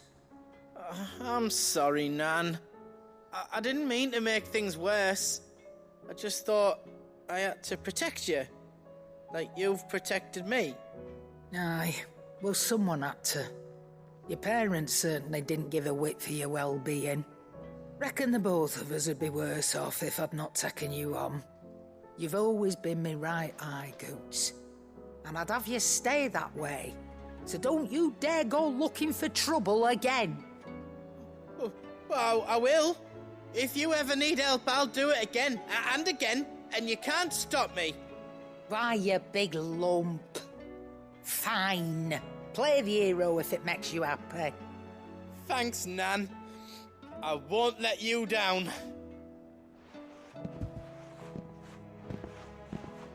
There's nothing he wouldn't do for you. That's as maybe. But if he's ever to make his own way in life, he'll need to start looking out for himself as well. Till then, he'll need people to watch his back, just like you did in Dalimil. Don't think I didn't appreciate that. Of course. His family. Stop it. You make me one good eye, mister. I don't go thinking that'll do you any favours. A potion today'll cost you the same as it did yesterday.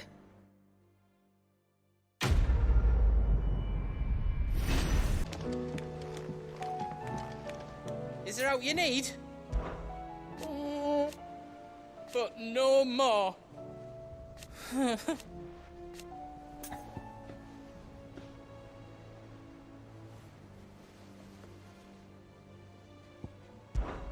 There's no one like our Nan.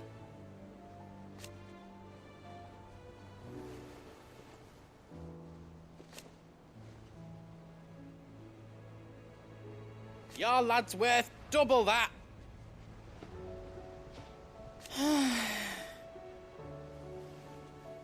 And I've never looked back.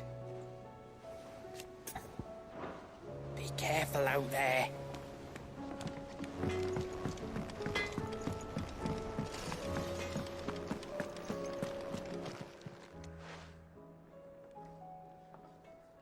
Let me tell you a story, Clive.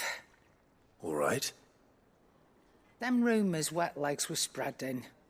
Might be they weren't just tales plucked out of thin air. You see, there were a time when I weren't too particular about who I sold steel to, so long as they paid me the right price. Some women lust after blood, others after flesh, but me, I were always one for gold. And to satisfy that lust, I sold to opposing armies, stabbed my every client in the back, made myself the most hated woman in the twins. But then one day I met a man who made me a different kind of offer. Said he'd give me access to a realm-wide community of like-minded individuals in constant need of steel and sundries. On the condition I sold to him and his alone. Was that the first time you met Sid? Aye. And I fell right into his damn trap.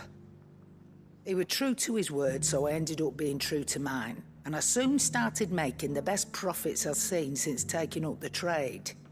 And all without aiding or abetting any outlaws. Except Sid himself, that is. Told me about his plan to topple the mother crystals, you know.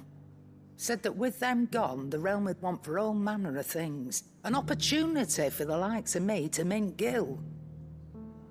Why, I reckon an enterprising individual could find himself the richest dam in the twins. And that's when he had me. I emptied my stores that day and moved into the hideaway proper. And the rest, as they say, is ancient bloody history. A dozen years on, and I'm still not the richest dam. Not for lack of trying, mind. But I can say that I have never been happier. You've all shown me there are some things more precious than gil. That there are. So don't you go messing it all up, or you'll have me to answer to.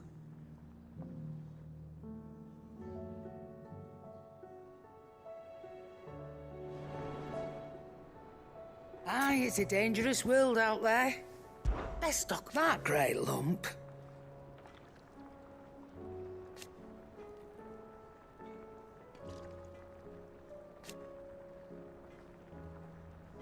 No.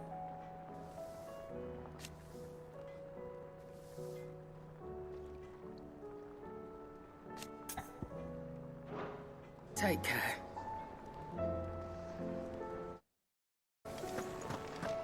It seems the hideaway's lost blasted its book. appetite.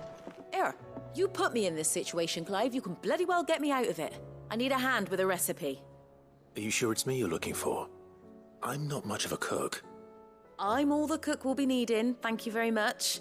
What I want from you is a little of your time, all right? Oh, and perhaps your sword. You remember Ivan's stew, right?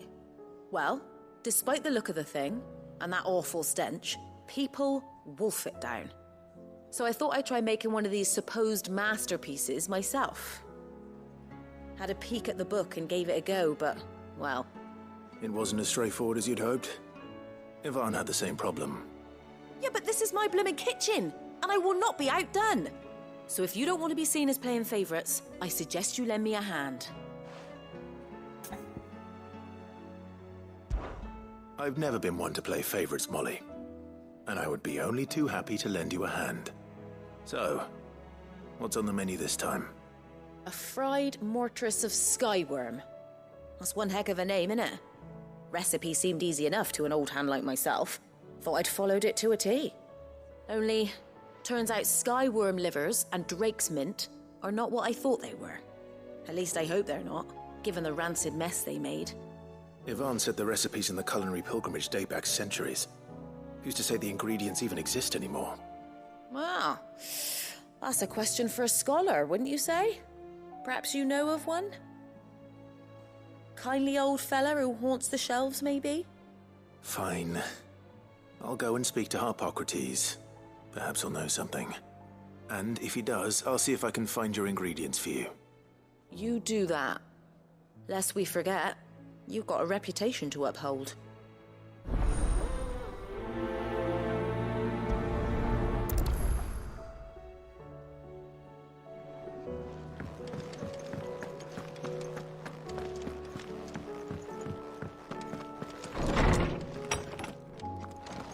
Is a storm coming soon? Will there be thunder?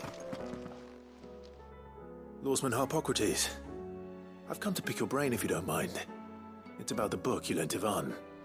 Ah, Valisthea, a culinary pilgrimage, a classic. One of my favorites, in fact. The young man did a wonderful job with the Chance's stew. I do hope we shall be able to sample more such marvels in due course. That's actually why I'm here. I don't suppose you know where I might find skyworm livers and drake's mint. Ah, so the fabled Sandbrequois delicacy is next on the menu. Delightful. The descriptions of fried mortress never fail to make my mouth water. Now, skyworm is a somewhat antiquated name for the wyvern, their ground livers being the paste from which the mortress is made. Dragon livers. How very Sandbrequois. One would have thought the disciples of Bahamut would have a touch more reverence for their icon's brethren, but apparently not. I believe the specific dragon the recipe demands is the blueback wyvern, said to be the very color of the sea beside which it resides. So we know where to look for our liver. But what about the drake's mint? Saint's bonnet in contemporary parlance, a herb which grows along the North Reach coast. I gather that one can locate the cheerful yellow flowers by their heady scent alone, so I'm sure you'll have no trouble finding them. I may add that people once believed game was best served with the flora that sustained it in life, in which regard fried mortress of skyworm is undoubtedly a typical dish of the time. Meaning that if I find one, I find the other. To Northreach, then. Best of luck, Clive. And do save me a bite once the dish is complete.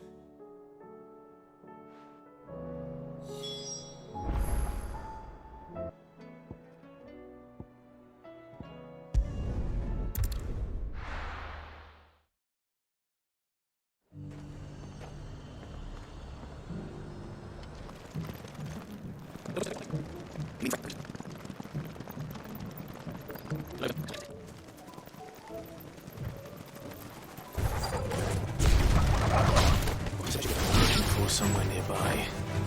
Right blue dragons and bright yellow flowers. Easy enough to spot.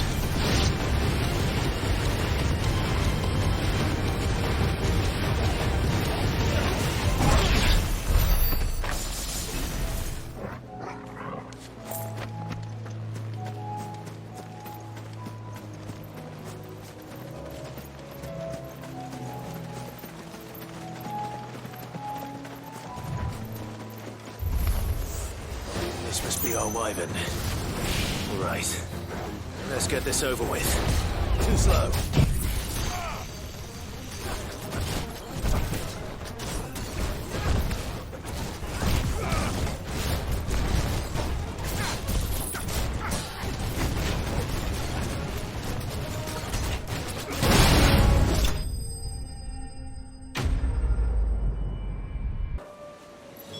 That's the wyvern's liver.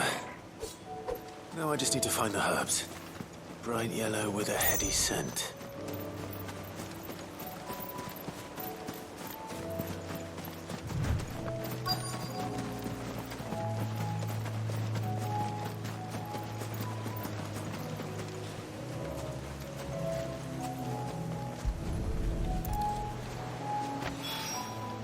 I think that's everything Molly needs to resurrect her recipe.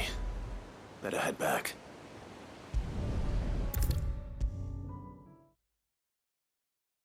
Seems the hideaway's lost its appetite. So, did you have that word with Tomes then? I did, and he was as helpful as ever. He told me exactly where to look, in fact.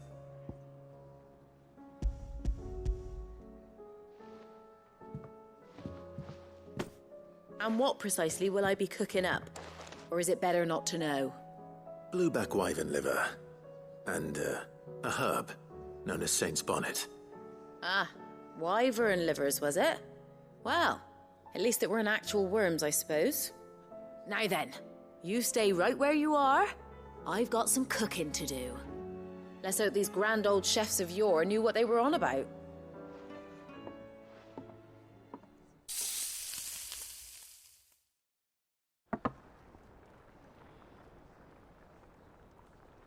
And here we have it. Fried mortress of skyworm. Ivan's offered to make sure it's fit for consumption. Well, I say offered. He as good as begged. And rightly so. Is there any higher honor than partaking in a slice of culinary history?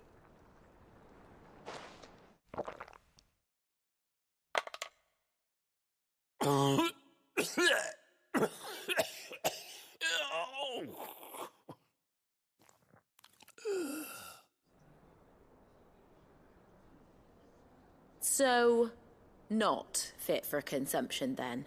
What witchery is this? The crackle of the crust gives way to an almost violent richness. Yet, it is the piquant kiss of the saint's bonnet that tames this savage dish. It is a tour de force, a force of nature even, a maelstrom of flavour and sensation, a graceful beast emerging from centuries of slumber. I think he likes it. Well, I can't quite tell with all that nonsense he's talking. But I reckon you might be right. It was decent then, I take it. Decent? It's remarkable. And I defy any man to say a word to the contrary. Sid, might I suggest that you command a party of your finest men and women to procure a dozen blueback wyverns forthwith? I'll give it some thought.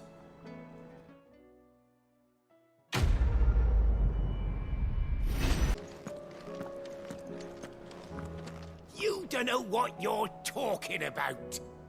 The odor's what gives Chance's stew its, depth. And that's what makes it superior to any old lizard livers. Oh, please. Have you even tried the fried mortress? Taste, smell, texture. It beats your beloved stew hands down on every count. Now that's a masterpiece.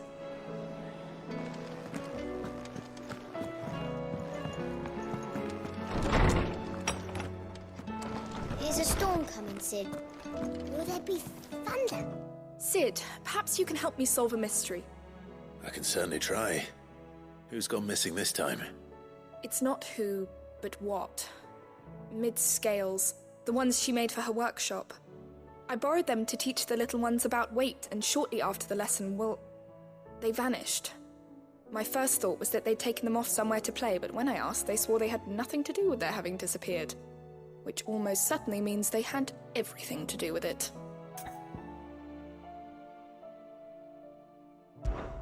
Perhaps a visit from Sid will jog their memories.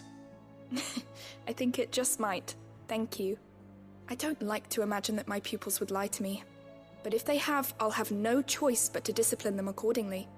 They were in the atrium when I last saw them, as always.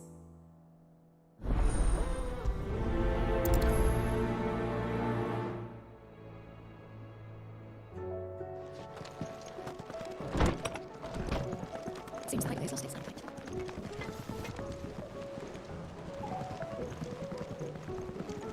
I heard the Emperor was impaled on his own son's spear. We're all gonna die! You hear me? The Akashic are coming and they won't... What do you reckon we should do? I say...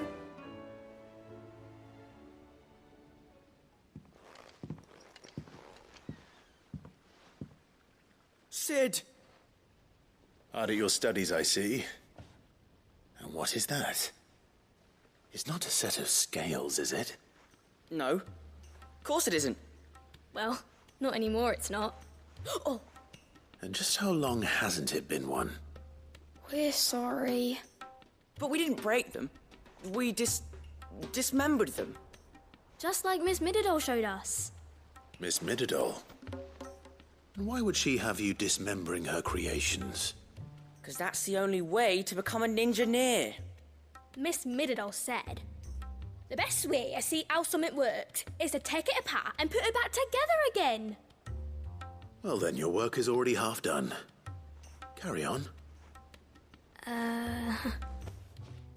About that. The taking apart was easy enough, but it's the putting back we can't work out. Speak for yourself. The heavy thing goes at the bottom. Then...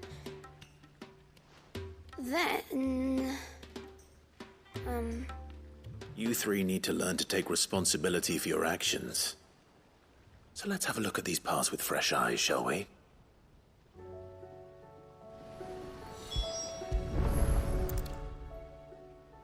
All right. Everything here was once part of Miss Mididol's scales.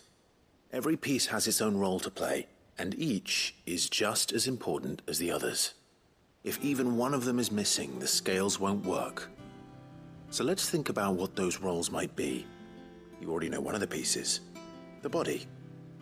Its role is to support everything else. But what of the others?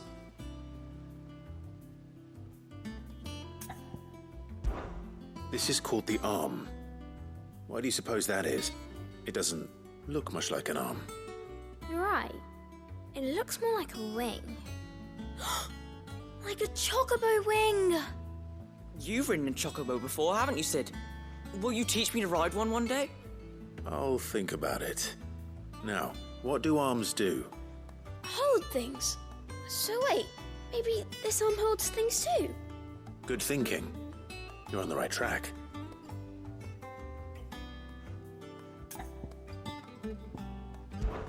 These round parts are called the pans. You all know what a pan is, don't you? I do. Molly uses them in the kitchens to fry bangers. But these aren't for frying bangers, you idiot. They're for weighing stuff. But what if I wanted to weigh Goots? I don't think he'd fit on that little thing. Probably not. What are the chains for? Holding the pans up? Well spotted. Which means something must hold the chains up in turn.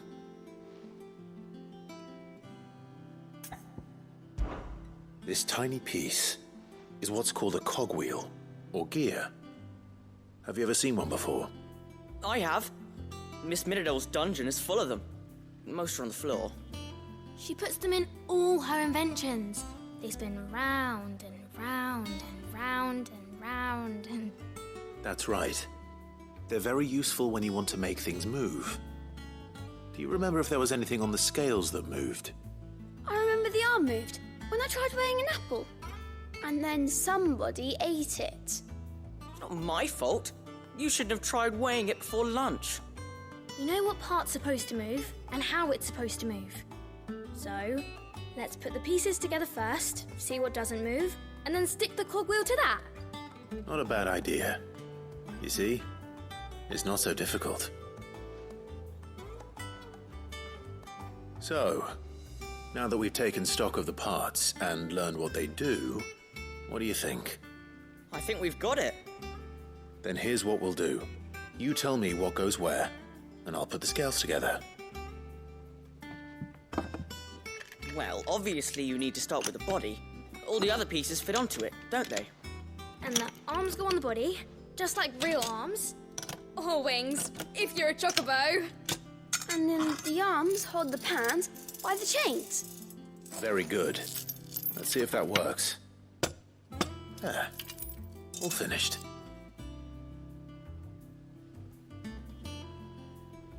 Yes! We did it! Well, with Sid's help. Oh, I just put the pieces together. It was you three engineers who showed me how. That's right. We're Miss Mididol's hairs. Her hairs? Yeah, hairs for the future. She's showing us her secrets now, so we can help out the hideaway when we're older. What do you think, Sid?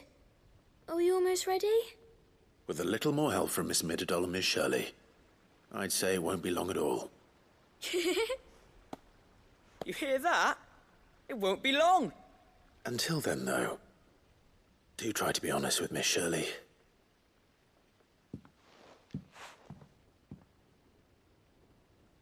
Hey, look! We never used the cogwheel. You don't think Sid forgot about it, do you?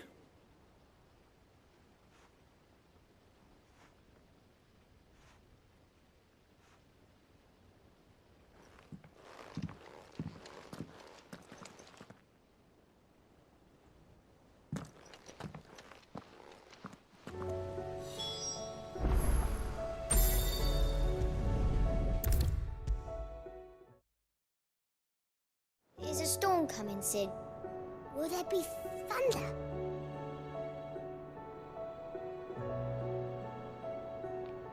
Well, did you solve the mystery? It was as you thought. The children had the scales, or the parts of them at least.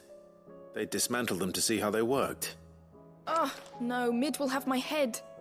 Thankfully she won't. This might even have been her idea. Although I was the one who ended up teaching the lesson. I'm so sorry, Sid. I know how busy you are. I shall see that the children are properly punished. Please, there's no need. Mid seems to have taken the three of them under her wing. She's even calling them her heirs. She'd have them follow in her footsteps. And her father's. I see. Sid, do you know why Mid has been spending so much time at the hideaway of late? She told me it was because her studies have been interrupted by events in Canva. Is that not true? No, it isn't. The university offered her a commission. In exchange for full tuition, room and board, they asked her to oversee the design of several new war engines. To anyone else it would be an opportunity, but to Mid, who lost both her parents to war, it was a bitter pill. One she was none too keen to swallow. But that should come as no surprise. She's only ever cared about bringing people hope. The very last thing war can be said to do. Which explains her heirs. She's working to give them a better life. And so should I. What's the odd engineering lesson? Oh, you've given them far more than that. And I'm sure they're very grateful.